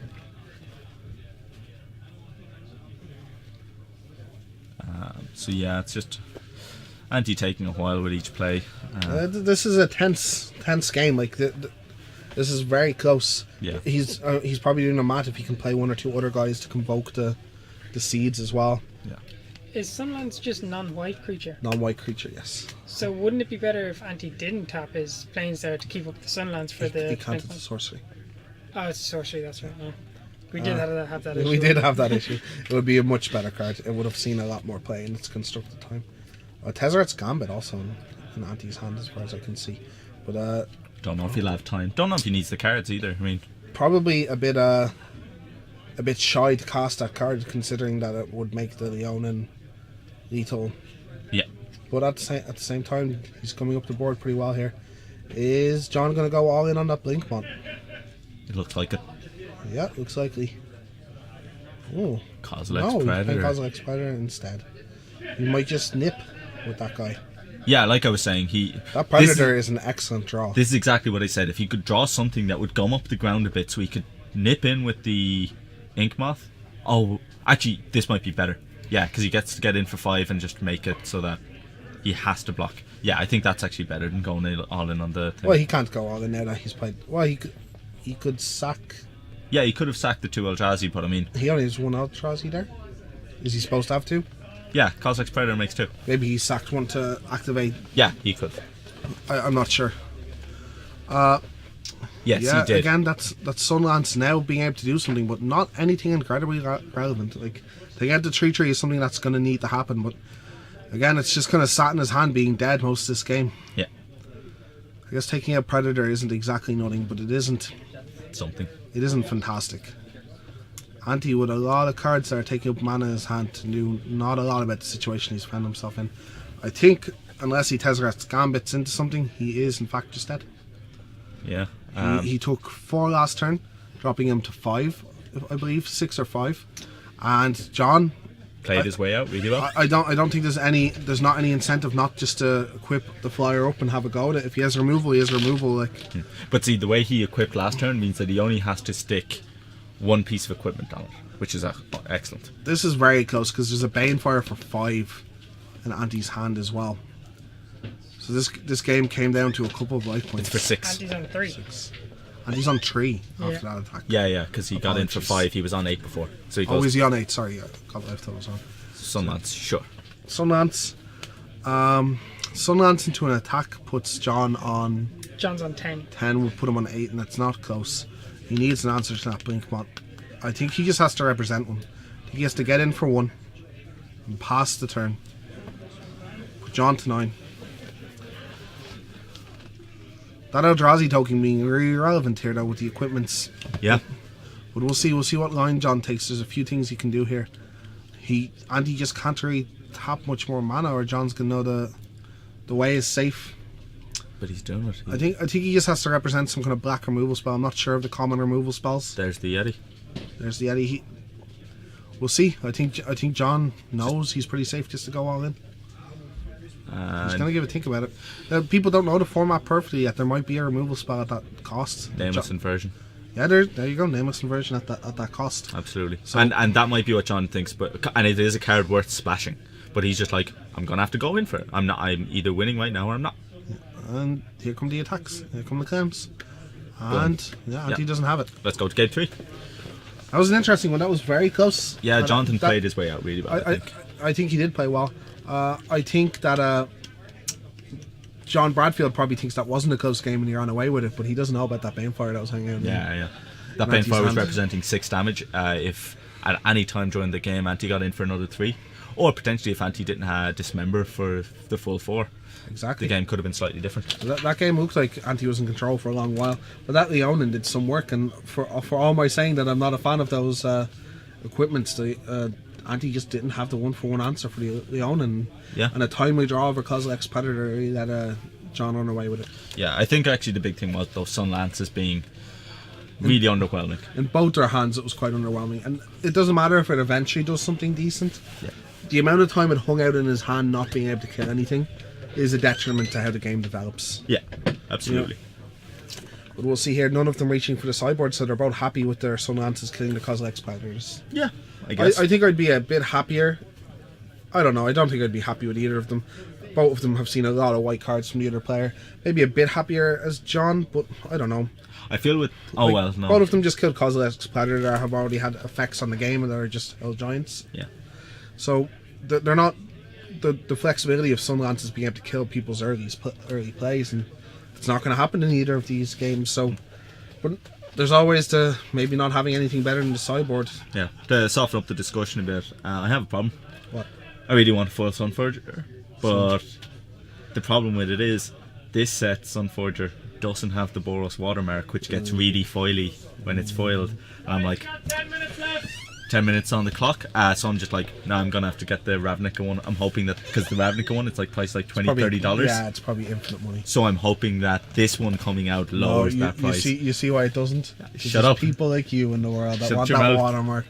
I'll tell you what, I got another card for you. I got a Crux of Fate that has the watermark that's both the dragons So good. and the cans. Oh, it's so good. I'll sell it to you for €100. €100. 100 of your human euros. How much is it worth normally? Probably like €2. Awesome. That Sunlance as good as another land in Anti's hand, and No, it's not. It's worse than another land. It's strictly... very underwhelming there. Well, okay, one of his cards were upside down. Very underwhelming hand there by Anti. Are they both mulling? They are both mulliganing. Both mulliganing. So let's see if I think Anti might have chosen to go on to play. He did the first time. They're both counting to 40 in a really weird way. This is something that I've brought up with people. So pile shuffling isn't shuffling. So people's first reaction when they mulligan is to pile shuffle because it's what they're taught as Magic players. But what Anti's doing now is a much more effective way to randomize your deck. What Anti did originally, and no fault of his own, I'm not accusing anyone of anything here. It's just what you're taught when you start playing Magic. Yeah. That pile shuffle did nothing but count his cards. Yeah. They're still in a very particular order that Anti could have counted. And John did the same. Could have very easily counted. You are more suited to have overhanded the cards more than you would have. Yeah. I do pile shuffle once every round just to count cards. Yeah, no, it's fine to pile shuffle. Just a lot of people use it as their main. Yeah, as their main shuffling subs, which is John good. almost took up 7. Yeah. Something you have to be careful. That's why I like dealing them onto the table. We're off to the races. Forest. Forest. It doesn't look like Anti has a very high pressure start. He doesn't Not have, like his other time anyway. no. Let's see what's coming up. And it's just Narrowed bears. back. Exactly bears. 2-2 for 2. That Sunlance would be looking good right now, Dave. It would be. Oh, if he does it, if he just goes Sunlance, you're just like, proven wrong. Proven wrong, got me. What do we have a 3 mana here for Anti? Is that a Tezzeret's Gambit he's considering? Could be. Wouldn't be a bad time. Get him out of that mulligan a bit. Yeah, I mean that's always. Someone hopefully not giving John Bradfield advice at the game there. Yeah. So only 10 minutes. Anti's really gonna have to hurry up his play. Yeah, Anti mass for 3. Anti does have a problem with slow play. I feel like just noticing in this game, and I've played against him a few times now. Luckily, in constructed games, go a little bit faster. I think it's okay. At least he's taking his decisions on his turn, and after that, when he's made up his mind, his mechanics are fast. There is a fine line between being slow and not. You know. Yeah. Is that turns already? No. No, This is how he counts his life. Oh, how much damage he's taken. Yeah. Sure. That helps us. 4 mana here. And Kozilek's Predator. Excellent. If he wants, he can sack one of these tokens to get in for an attack. But I don't think he will. I think he'll shield and animate. Yeah. I think he's like, I want to be a protective. Yeah, sure. Defensive. Ooh, and another missed land drop there by John. Yeah. That mulligan was not kind to him, and he has not missed a tick in this game. By the way, he has a collective blessing again. Oh, not collective blessing, whatever. Yeah. It's actually called. The one give target creature +3/+3, and all the other creatures +1/+1. This is going to go. Do bad. you just swing in? Yeah, why not get in with the whole? Get in with all the activate. clowns. Boom. Okay, no, he's choosing to be a bit more conservative. I guess the double block on the 0/1s is a free block again. Sure. So, Yeah. they both have Kozilek's Predators. This is going to end really badly. Anti has Sigil Blessing. Tezzeret's Gambit.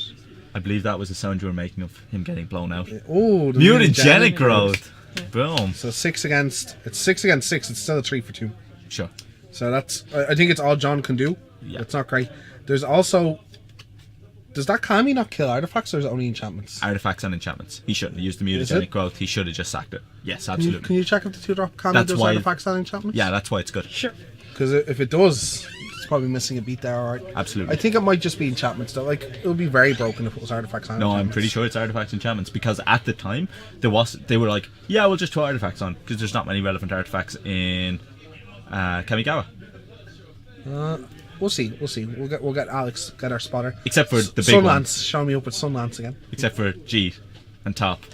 Oh wait, actually there's a few. No, I'm pretty sure it didn't do It's artifacts. enchantment only. Yeah, I thought so. Oh, Wait, snap. John's not a bad player. I think he would have seen Cop that. that, yeah. So here's a Tezzeret's Gambit to further put the screw on to Yeah. John here, who doesn't really have a way out here. There's Before playing the forest, if you were anti, do you just go, oh, I'm colour screwed? You just be like, got there. That's a Bestial Menace and another missed land drop. This is a bit of a slaughter. In for 2. That Bestial Menace for sure is going to hit the table. And there's an Azorius Sanctuary. See? Yeah. And that is probably game. This card is backbreaking at the best of times. It makes a 3/3, a 2/2, and a 1/1. Actually, 3/3 elephant, I 2/2 believe wolf, John has it in 1/1 hand as snake. well. Yeah, but John's a lot of mana away from casting it. Oh, he's got his 3 mana. What is it? 3 mana board wipe of some description. There's a 1/1. It sure is. Sunlance can't touch that. Can't touch this. Can't touch it. That Sunlance Dun, looking dun, dun, excellent dun. in someone's hands again. He's like, yeah. Is it Azorius Sanctuary or Chantry? Chancery. Chancery. There we go. I was close. I was Like halfway. like Chansey, the Pokemon. No, never like that. John just taking the free block on the 1/1 here, but he's under a lot of pressure, and whatever he comes up with next is probably gonna have to have a lifelink. Yeah. He probably has nothing, and that's really unfortunate. Anti though is down to nothing as well. Like if John can stabilize a Kozilek's Predator here, gives him a few chump blockers, but his blocks aren't great. Yeah, they're not. I guess the 3/3 is just getting in. That Sunlance in hand that I was making fun of, again coming into play to get rid of that Kozilek's Predator. Every time How you say wrong the tower, we they were. always come back. But here's the thing again. if the Sunlance takes it to 3-3, John still gets to block 3 things. Yeah. And then if Alex is right, he has a Bestial Menace in hand, and Bestial Menace is going to take over the game. Oh, look, we can see he's actually going to convoke and destroy. Oh no, okay, he's going to convoke, sack, Sprouting Seeds. Yeah. This is awesome. I thought it was an instant. Yeah, this is He can't do it. He can't do it. It's green. That's More mechanical malfunctions in this game of Magic. That's so unfortunate. Very lucky that Auntie caught that, because that was game altering. Yeah. But now Auntie gets to play with a little bit of free information. Sure. And John still have a few cards in hand. This is actually something that happens when you're kind of stuck on lands for a while. Eventually you get to a point where you're just like, you sometimes have more spells than your opponent. Sometimes that can get you out. But in the this old thing, flood always beats screw always beats flood. Yeah. If you flood out, it doesn't matter. Your opponent has 6 live cards. If they eventually draw their lands, they're going to win the game. Yeah. No matter what Ev tells you. Poor Ev. He does both at the same time. Still very good board position. That 1/1 not adding to the very good board position that well, but still adding to it. It's a 2/2. 2 for 2 for 2. Is it a 2/2? Yes. Oh, cool. Because otherwise, like, I remember people reading it, it's like, is this a 2/2 for 2? Then when it dies, I draw a card. This card's insane. And it's like, nah, it draws both players' cards. Here's Beast. Oh, he chose not the Bestial Menace. He's going to gather the seeds instead. Yeah. Maybe he doesn't have the Menace like we thought. Seems like a pretty... No, I'm fairly sure he has it in hand. That would have been a fairly ideal turn. The 1/1 could have blocked the 3/3. The 2/2 could have blocked the 2/2, and the 3/3 could have blocked his 2/2 draw card guy. So, I don't know. Yeah, it's a strange one. But maybe this is why I'm in the booth and they're slinging their spells. No, you're in the booth because it costs 60 quid to play. That is awesome. Yeah, he's a Fortify, a Bestial Menace, and Sundering Sundering Vide Vide. draws them both cards. This Vide has been very important in these games. Yeah, it's been really good. In every game it's been played in, it's just really solid. yeah, I've seen it in a couple of different decks throughout the evening as well, and it just seems really strong Here's whenever a you cast Hierarch and a Nest Invader. Anti really needs to be drawing the couple of bombs we saw in game 1. He hasn't really drawn them. I guess he had the Banefire when he died in the last game, but Banefire probably ends it at any moment here. Fifth Yeah. land. There's Bestial Menace. Menace. There we go. Awesome. Stabilizing a bit. There's still a bunch of trades happening. I'm very disappointed with our coverage staff that we don't have Wolf and Elephant and Snake. Someone Bestial stole my Menace. Wolf token already, that's it. Actually, blame Paddy, he last used it. Someone stole my wolf token. I Spent thought a lot of Anti, money to get that Wolf I token. can imagine. Anti very flooded here, and as we said, flood beats screw. Anti's just Screw gonna- beats flood, you or mean? Screw beats flood. Anti's just going to wait it out here. There's no incentive to try and get attacking when we know that John has 4 live cards in hand. He's going to wait it out and wait for one of his bombs to possibly take over this game. Yeah. In for 3, Anti's on 13 Sure. with his handy dice to keep track of life. Awesome. Yeah, this is a weird thing. He doesn't use like a bunch of dice. He has to kind of know. He counts up, yeah. Yeah, and he has to kind of know. It's really strange. He has to kind of remember at what multiple of 5 he's on, but I think he's given up and he's just like, yeah, John's tracking my. Here is Leonin. I'm going to call him Equipment Grabber because I don't know his actual name. Taj Ral Weaponsmith or something like I am that. still, Great name. I am 10 still- out of 10. I am still going to call him Equipment Grabber. Worst Stoneforge Mystic. Oh, no, is that just another land and pass by Auntie? Yeah, it looks like just another land and pass. What's in his hand? Oh, Gathering Seed. He got a Gathering Seed Okay. for that turn. Makes chump blockers. It's going to draw out this game, and I think that's just fine. Yeah. But like we said, Maybe even sets up a trade with whatever he equips to. but once again, what's really funny here is if he makes, using the carapace and all of the equipment, John, if he ever draws Overwhelming Stampede, it's insane. Yeah, Stampede is obviously insane here. Will to Leave does not do much for Auntie anymore. Yeah. So the tokens are getting in. The tokens. Yeah, the 3/3 and the 4/4 now. The wolf with the carapace armor. Wolf wearing armor is pretty awesome. Yeah. I'm not gonna lie. Okay, John just taking the easy. Auntie just taking the easy blocks here and throwing away some Eldrazi tokens. Yeah, he's like, And I have gathering enough. some courage. He's like, I have enough. I have enough mana here. I do not need these Eldrazi spawn. No. There's you- that massive 3 dice. Have we seen any other bombs out of Auntie's deck that could win him a game here? Dismember is decent. It's decent. I don't know what it's really going to be doing from. Probably killing that wolf that's wearing armor. No, he No. wants to kill the. Oh, there might be an attack being lined up. No, it's still 3 blockers. Yeah, I mean, Oh, game. he was a lot lower than we thought. What was he on? He must have been on like 4. Yeah, he must have been. He must have been on 1. And then the Ben Fire. On Ben Fire on top, just in cases. We're gonna get to talk to Andy, and we're gonna try and get his deck tech if we have enough time. I'll be back in a moment. Yeah, it's if we can't get another game on. If we can, we won't have the deck tech. But if we do, we do. But yeah, we can see their ability. He was on 1. Okay, we can see the ability there to splash pretty easily into another card. Because I mean, it looked like Anti was just splashing for Banefire. Don't know what that other red card is. But yeah, he was pretty easily able to do it, and fair play. Oh, that was a sideboard card. But yeah, it's a pretty interesting format. I'm especially interested in how the Eldrazi are working out, the Eldrazi spawn, and how they interact. There's a lot of interlocking pieces. It's kind of a build your own machine format. It's pretty cool.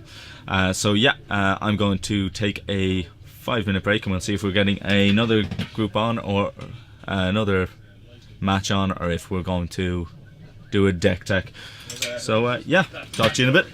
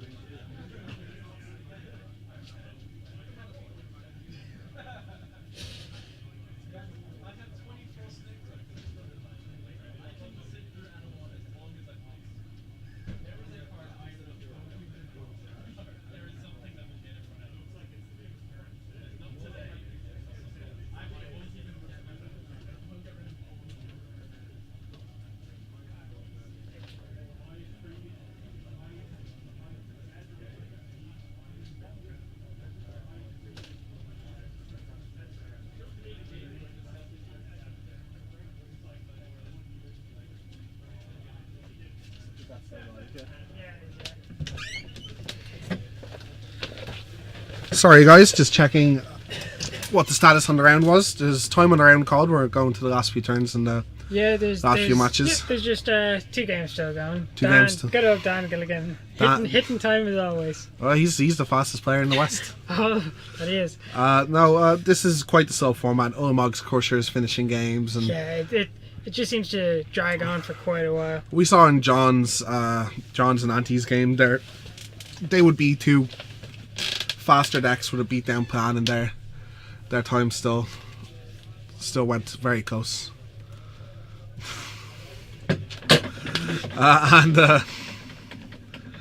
Sorry.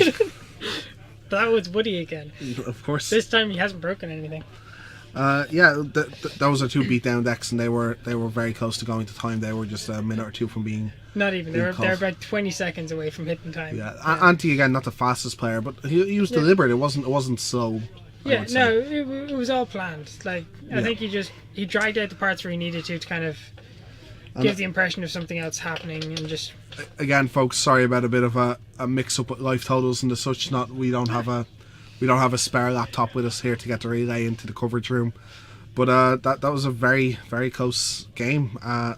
Maybe John being a bit aggressive, being at 1. Like I guess. Yeah, I thought he had seen gathering. Yeah, he'd seen scattering the seeds. Seen scattering the seeds. He has scattering the seeds in his own deck. Like if you're on 1, maybe only attacking with the wolf there. Like at the same time, you want to get the game.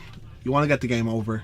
Yeah, there's still high enough on life though that the attack seemed really, really risky. Like the problem is Anti has Anti Banefire in his deck, so you can't have the game go on for too much longer. Yeah, because it's just you're time just bomb. giving him outs. You're giving him outs upon outs upon outs, and he has other things. John hadn't seen it, but he has to deal 1 damage to 3 separate targets, and none of them can block.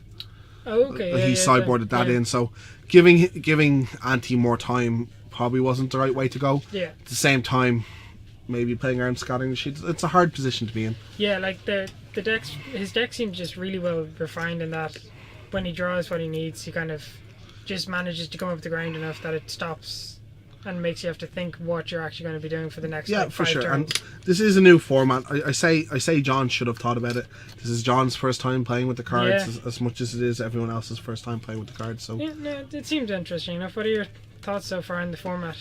format seems kind of slow, but when I say slow, I still think it has to be pretty. I want to say deliberate. Like you still have to curve out. If both players curve out, have some not curve out, but if some players have some kind of curve and they've both got their mana sorted, the game is going to go long. Though we saw with Anti in game 1, if one player stumbles on his mana, Yeah, or you it's can not just, so, you can just steamroll them out of yeah, it. it's not such a slow format where it doesn't matter. No major players are happening till turn 6. Yeah. Anti, there's very high card power, and Anti just finished that game. You know. Yeah, it just seemed like once you get ahead on mana and then you have the big things to kind of come in afterwards, if your opponent is stumbling on mana or is just slow on it, it seems like it's very, very hard to come back from. Yeah, for sure. I know that sounds a bit obvious, and that's a bit of a. I think we're getting a dice rolling game from it. Yeah, it's always really, really bad at this game. I know we're just getting I know it sounds obvious saying if you miss lands and sealed or you stumble and sealed, you're going to lose. Yeah, but But- it also depends what kind of removal. Yeah, but you there open, are so- formats yeah. where you have forever to do things. Yeah, This is not Yeah, one like, of them. The power level of the cards are too high yeah, to be dirty. like Gate Crash sealed. Yeah. I played it once, I think, and I've managed to go to time a couple of times, but it just took forever to do anything. It seemed to just drag on. Even if you miss land drops, you just eventually get there anyway. What form is this? Gate Crash sealed. Gatecrash we- is terrible. Yeah. All of them are terrible. We'd like to, again to thank all the viewers and listeners. You're tuned into the David Murphy Power Hour featuring Eamon Jones and the Jones S. Sorry, I am the host with the most. So yeah, we're here at Gamersworld.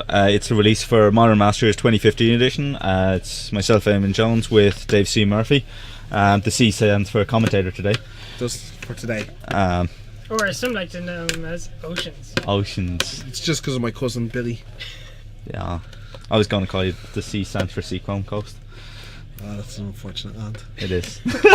How many? You lost 2 games because it comes in tapped? Yeah, that shouldn't even be in the deck. You're like, it Some doesn't even need that much fixing. It just needs a Mystic Gate that I couldn't get my hands on. Oh. Anyway, It's okay. Unfortunately, if you're unhappy with how long these rounds are taking, I would like you to log on to Facebook and leave severely harsh messages to Dan Gilligan. That is Dan Gilligan. You can find him on This Is Irish Magic. You can leave messages for him about how slow the sound is taking. Yeah, I think that's what you're going to have to do, lads. And follow us on social media while you're there. Yeah. 'cause Absolutely. the- Serious Business IRL. Serious Business Facebook. You'll find all the details are just under the stream on the Twitch page. Absolutely. Really appreciate any follows you can Subscribes. give us. We broadcast every week. Every Wednesday we do Modern, and hopefully more in the future. Yeah. Always That's developing, always always fun. looking for more coverage to do. Yeah. So it's going to be good. Right, I'll go pick out the next unfortunate. Has it been called? Probably not, but it's probably going to be If- Anti seeing as he's 4. No, if, Or if, 3-0. if Ev is like 3-1 or I think Evan's done pretty bad. No, Ev's 2-1. Is he? Yeah. yeah, get Okay. Ev Ev just on seems the- like he's doing bad. By the way, we also had Graham just pulled he lost round 1. He lost round 1 because he turned up Was early. late. I think he got a bye. Then he lost. We saw on stream, and then he was like feeling a bit down. So he decided to open himself a booster and got a foil bob. So that's how you make yourself feel better, everyone. If there's no like Scratch a if lottery you've seen all the ticket. 4 O's, get Ev on if you can. His deck was kind of cool. So yeah, scratch pretty much Modern Masters lottery tickets. Scratch them open, yeah. see if you just get money. Yeah, like I because I wasn't playing them because I'm like, we'll always just force 5 colours. I just decided to buy 7 boosters because it's the same thing. Yeah. Managed to open Tarmogoyf and a Cryptic. So I was like, You have a cryptic. yes. Trade your old cryptic for it. Let's keep our trade talks. Because I like the new cryptic having the modal design, which is something I find really cool. That new modal design with the bullet points on all of these cards, such a good design. As soon as they did it, I was just like, that looks great. I don't know. Right. I'll look at the two of them and then I'll decide. Sure. Okay. It's for the cube. It's not for like. We're waiting for the next round. It's been an interesting night. There's been a couple of different decks. We saw an affinity deck out of Graham trying to abuse the artifact demon set. In sealed, that's awesome. It is if it's doable. Which it was. I think we saw. Yeah, no, it's very good. A bunch of the artifacts are just playable on their own is the thing. I think the Frogmite, you're right, is just not. No, I get what Graham is trying to do for sure. Yeah. And his deck wasn't bad. Just as we saw, the Frogmite never having an effect on the game. And once again, cranial plating, insane in apparently all formats. Yeah, it was insane when it was in Mirrodin. Mirrodin. It's going to be insane now in draft. Yeah. We're hopefully getting another match for you as soon as possible. Yeah, we're still waiting. It's Dan Gilligan and Dan. Oh, I always forget his surname because I'm a horrible, horrible person. Who? His first name? Dan. Dan Gilligan? No, the other Dan. He's got glasses. Dan the Dan? No, he's not Dan the Dan. Can't remember. Anyway, so we're waiting on those two. I think it's Dan Schlotka, something like that. I'm, my terrible Irish tongue that can't pronounce names or remember any. I can't remember a normal name at the best of times. I hope Andy doesn't enter his credit card information into his phone or watch anything inappropriate. I bet he is. He's actually just reading the comments on a adult site. That's what he does. He doesn't watch the videos. He just reads the comments. That's where all the juice is. I love comment sections of it. I can't remember what's the worst place. It actually turns out it's not YouTube. I was talking about this recently. The worst place in the internet for comments. A game of LOL. Maybe. Twitch chat is pretty bad. Twitch chat is pretty bad, but people tend to taper their Twitch chat and just ban people. Yes. YouTube is unadulterated crap. Yeah, it is awful. No, I'm trying to think. There was a place where just comments. I was like, I didn't think there was a place worse than YouTube, and there is. Because it was a static chat. It wasn't a. Is it here? No, it's not here. Although here's pretty bad. People are very. Woody's here right now, so you sure it's not here? Woody is here. Excellent. Woody's an amazing person. The best way I can describe him is as always on. Always on. 100% Woody, 100% of the time. Again, here we're waiting for round 4 of the. Yeah, Evan is 2, but he's like way down there. He's playing George now, so what we're going to do is we're going to take Greg. He's in 2nd, so he's still got a chance to win, I think. So. Yeah. Sure. I'll tell you. We don't want to repeat sealed decks if possible. Yeah, I'll tell you what they're playing in. Yep. Who's it, Greg and? Tell you now, was it? Okay, Better not be Greg and Auntie. We're getting Greg on stream here. We're trying not to. Auntie is probably going to be in the finals, and Greg has a chance to overtake him. But we want to try and see a different variety of sealed decks here. So we're getting Greg, who's still in very good shape in this tournament, going into round 4. Yeah. And we're going to find who his opponent is here. And we have Id playing with some dice at the table. Terrible player. Again, if you can take time off your day to log on to Facebook and find David Martin and maybe hurl some abuse at him for his terrible dice rolling skills. Yeah. That would be much appreciated. And also follow us on Twitter at Serious Magic. That would be greatly appreciated.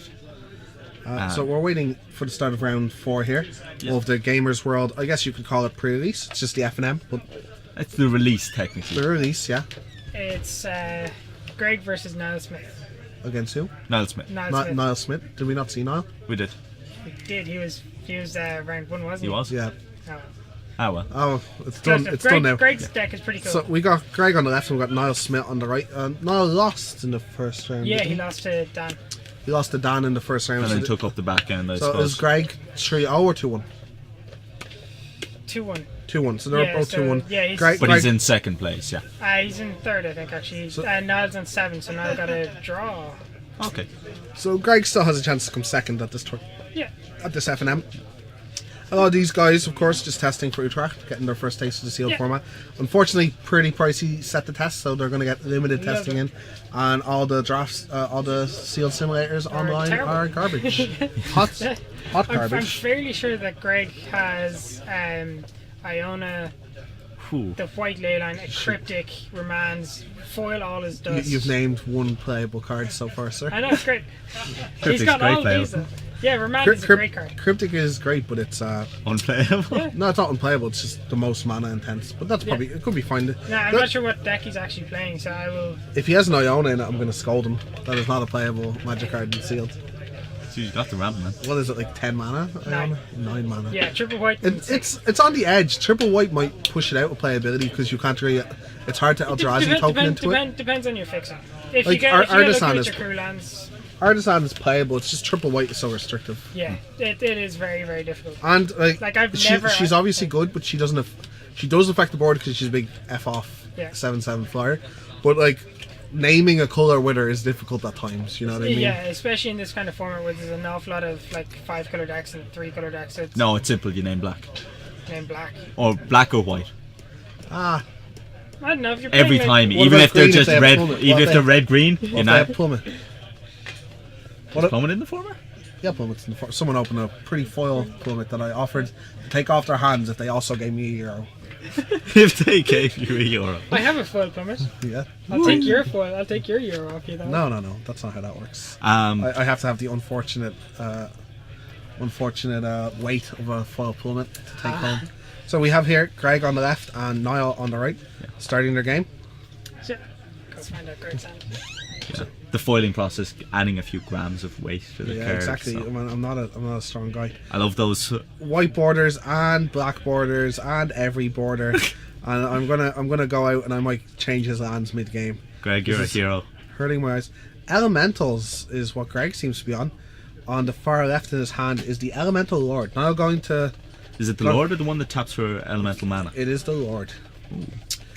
I think so anyway. So Niall going to Moultown, taking a trip to Paris. Yeah. Oh, this was actually a discussion now. I can't remember. Some Hearthstone player was complaining about the fact that Magic has a straight mulligan system instead of a partial Paris mulligan, which is the one they use in Hearthstone, where you get to keep a certain amount of cards and throw mulligan away the rest and get that. That would be broken. But they don't. They forget that combo is much more of a thing in It would Magic. be broken for control as well. Imagine like I just get to keep. Oh, I got my counter spell in this hand and my one blue land. I'll keep them and just mull 5 and all. Yeah, find something else and I'll get to go off. Also, it's impossible to do it as well as Hearthstone because they do the thing where if you mull this 4-drop back, you can't draw it again until after the mulligan. Yeah. So yeah, Greg's got like 3 lands Elementals. and Raise the Raise Alarm. the Alarm, Sunspirit Shikari, and Incandescent Soulstrip. Yes, So it seems like he's basically playing an elemental. that's the Lord, right? Yeah, Yeah, other that's the elementals Lord. get +1/+1. None of those other cards you named though are elementals. What's his other ability? He puts an elemental into play. Anyway, Niall Play here. red and tap it, and it, Well, had, once it had again- a lot of text. Getting rid of this mulligan with a cool land. Yeah, Niall, as Eamon said there, negating his mulligan. Niall may be coming to the back here to give us the business. Left the table. Heard my comments. Oh yes, he forgot his he forgot his life. Gonna start throwing forearms. I'm in trouble, guys. Oh god. No, Niall's back at the table. Yeah, the crew land reversing a mulligan basically. Card advantage. These I cannot say enough things about good things about these lands. Because if you think about it this way, if he had a 1-drop to play, he just goes 1-drop, pick back up that land, and I just played a tap land that drew me a land. So I cannot remember the name of that dragon, but it's a 3 mana 2/2 first striker, I think, and for 5 mana you give a flying. Flying in plus. Oh, a bunch. that's the knight. One of each color mana, he gets +5/+5, flying, first strike, and lifelink or I something. think Yeah. he has. Ridiculous I stuff. think he has first strike already. He may have, and then think- he just gets like a bunch of other stuff as Yeah, well. this is what I was saying, that the red deck has the. It's actually the red deck that has the 5-color deck. Like, that's the payoff. There's a kite by Greg. Kite sail. Kites out. +1/+0 on flying. It's an equipment I can get behind a Is bit it plus more. 1/+0? +2/0? +1/+0, I think. Sure. And here's a double attack, and there's no good blocks to be made here. And he's going to take the Shikari gets +2/+2, is it? Yeah. So let's see. So there is a slight artifact thing going on here as well. Because I think that's kind of how everything is. It's just like there's kind of slight things going on. There's lots of sub themes. I think your cards need to stand up by themselves. That's why I'm not a fan of the Elemental Lord he has in his hand there. You sure? I think your cards have to stand up by yourself. That's the comment I was making about Glinthawk. Glinthawk is an artifact card. But when you're in white, you're just going to play it every time anyway. Here's a Yeti. Good old Yeti. 3/4 with Can't be targeted by blue or black. Blue or black spells. Yeah. Just straight up playable It though. might be spells or permanents. No spells. Can't be bounced by Jace, I think. Can't be the target of blue or... No, I think it's spells. Could be wrong. Oh, and there's a... I'm going to call it Rider Flame. So the Sun Spirit gets +1/+0 and first strike and Okay, +1/+0 from the He's getting in. enchantment. He's getting in from 4 in the air there. From the artifact. Yeah. 3. 3, Yeah, Sun Spirit is a 2/2. 2/2. That gets +1 by himself, and then No, he doesn't get +1 by himself. From the does he? kite tail. oh, just first strike Just- by himself. yeah, first strike and lifelink. So he's just getting for 3. And hard to gaining block. 3. Yeah, in for 3 and gaining 3. Helixing every turn is pretty good. And yeah, the Knight does have first strike on its own. Yeah, I thought he was slightly better than the Grey Ogre. There's And the here's Glentalk. I don't talk nothing. Greg gonna put some serious pressure on in the air and forcing Niall to find an answer fast. But this is what I was saying. This is how I like to attack an early sealed format. Later on, it's not as good to go aggro, but early, I like to try it up. I don't know. As I said, I like cards good by themselves. So the Glentalk is good in the late deck and the early deck. It's just an evasive creature Sure. that avoids instant sorcery speed Yeah. But like I said, removal. he's playing these 2/2s that, and then kite tail, which some like 2 Why, unplayable. And I'm like, am I missing something? Why isn't that first striker jumping in the way of that 2/1? Gets a +1/+1. But it's a 2/1. Right? All the elemental 2-drops are 2/1s. You also had to raise the alarm. so Like, yeah. I don't mind eating tricks out of my opponent's hand. I'm obviously just missing something. I don't know. Maybe Greg just decided not to block since he's gaining so much life all the time. Yeah, he's like, Yeah, playing safe. That raise the alarm is not a creature. There we go. And his graveyard is apparently all the way over there. Another planes here by Greg. Yeah. What's he have? Oh, this is the card that makes All your 3 guys can't block. 1 damage to 3 creatures, and none of them can block. 1, 2, 3. Kill those 2 1/1s wow. and attack for exactly 1 bazillion T. Is that a blowout? I believe that's what they... Oh, hold on. Finds a vast wood. Just can't target, so he gets to keep a blocker. Okay, that was fair enough. And we That see still dies. the downside of Crew Lance, though. He has to, That like, still dies, right? waste a mana. Oh, the elemental mustn't be a 2/1 because it Must be wasn't 2/2. killed there. Must be a 2/2. Sure. That would explain why the no blocking. Oh, you still? No, you don't block. I thought with guys the alarm you might still block, but I don't think it's worth the trade. No, it's not. Absolutely not. So it looks... Considering getting in with the tokens in the night as well, and it mightn't be a bad play here. Like, Yeah. Niall doesn't have much in the backswing. Eating a guy for 2 damage might just be worth it here when you're swinging for 6 in the air. Looking at But the he's decided against it. aggression of his deck, of Greg's deck, it looks like he's kind of a little bit flooded. Oh, yeah, a little bit. I don't know. I don't know how aggressive a deck is in sealed in general. I like just a good stuff deck with a curve.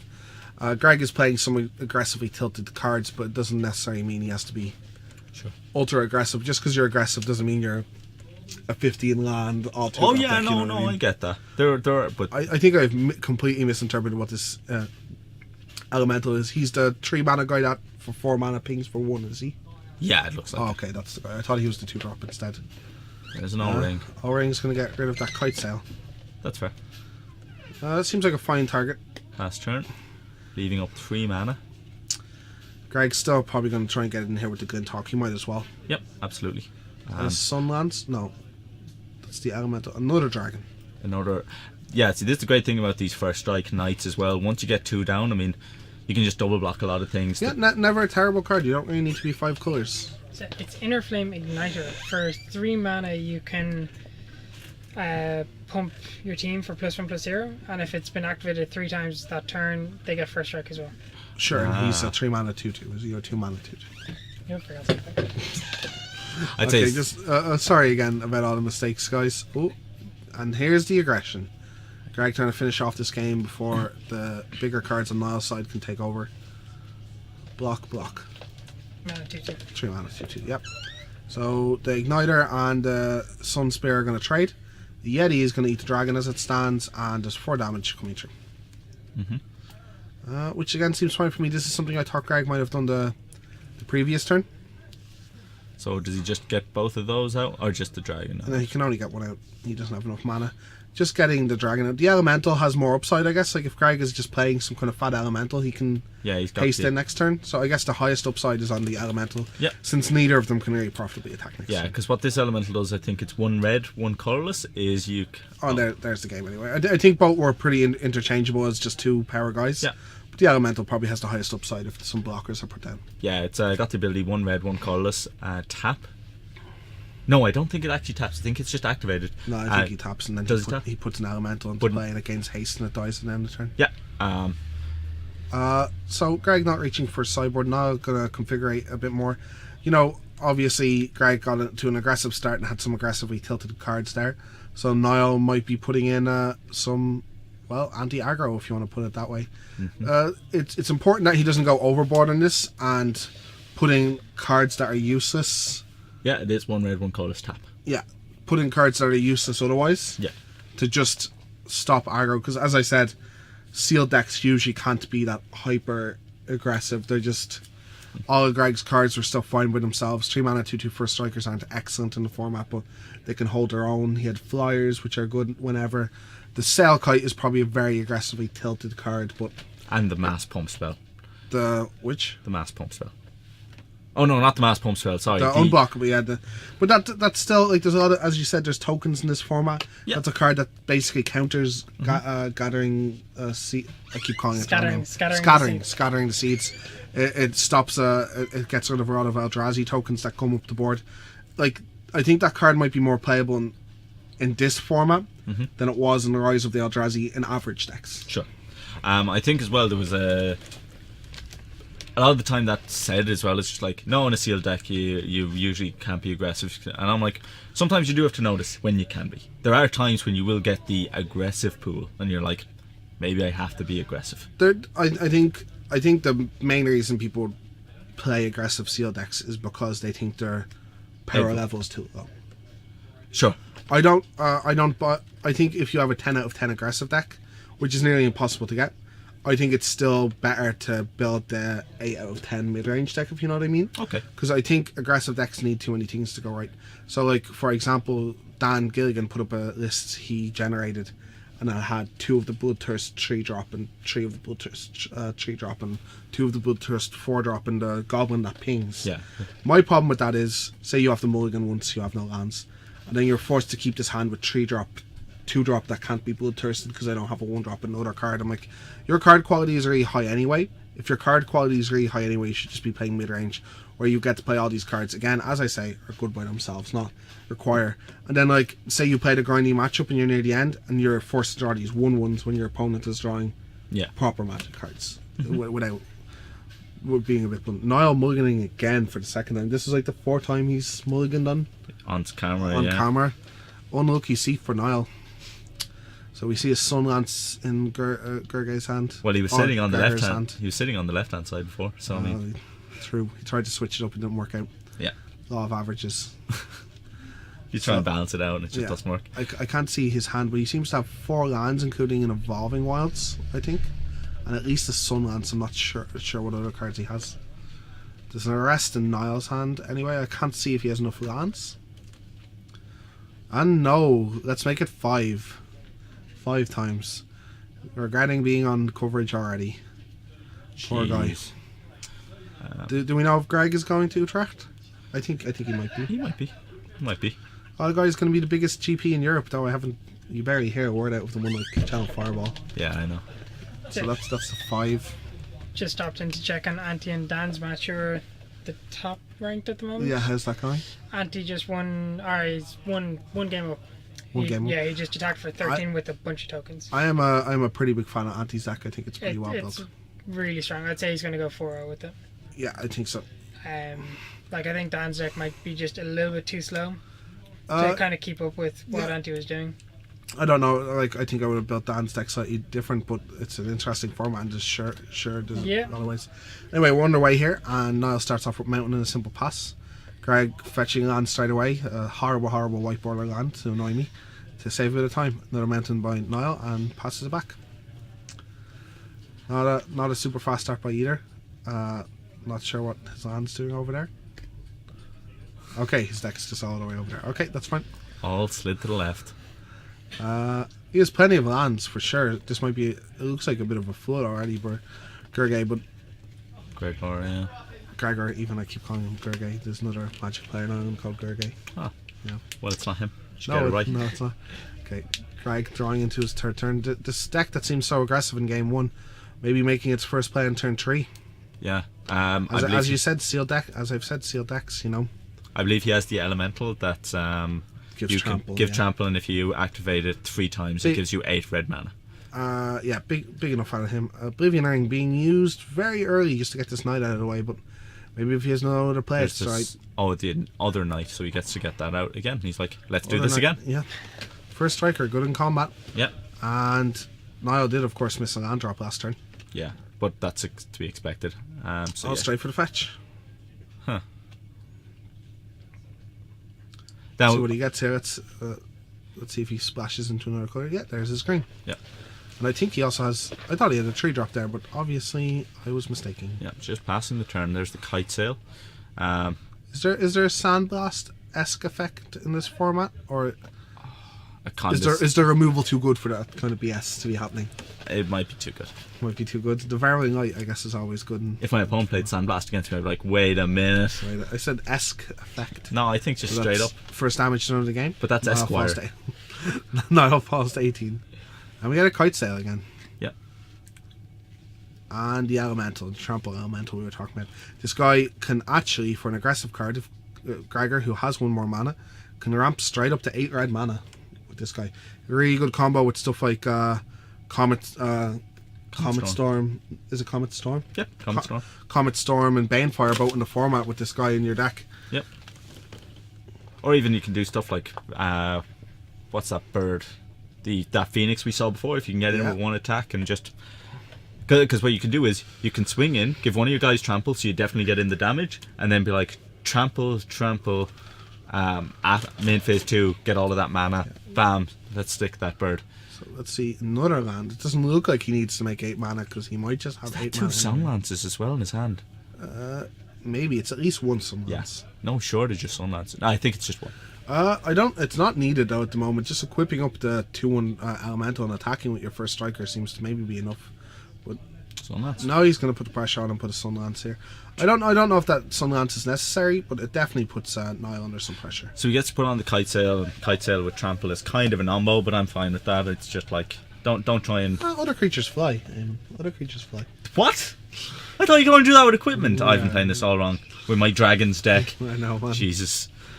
Oh, the traditional put the equipment on top of the guy instead of under it.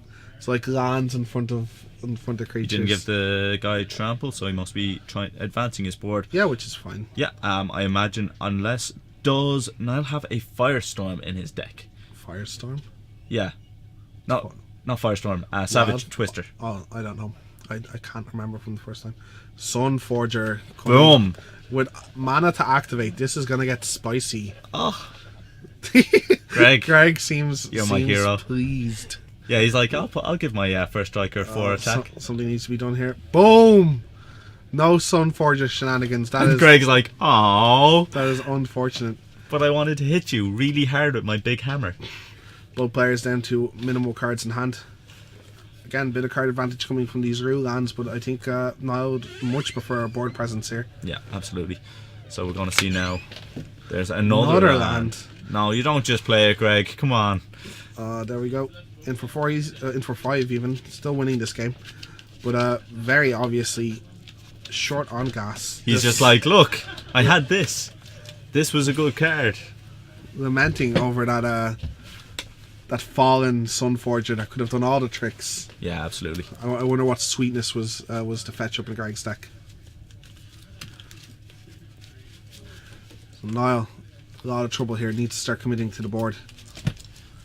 So We let's get see. a Minotaurs. That's a 4 mana 3/3. No bloodthirst. Hill Giant is fine here. Hill Giant is fine. But there's another. He did have the second Sun Lance, and that's going to be big here. Flying over for another 5, and Niall can't be long for this world unless he can keep something down. Yeah.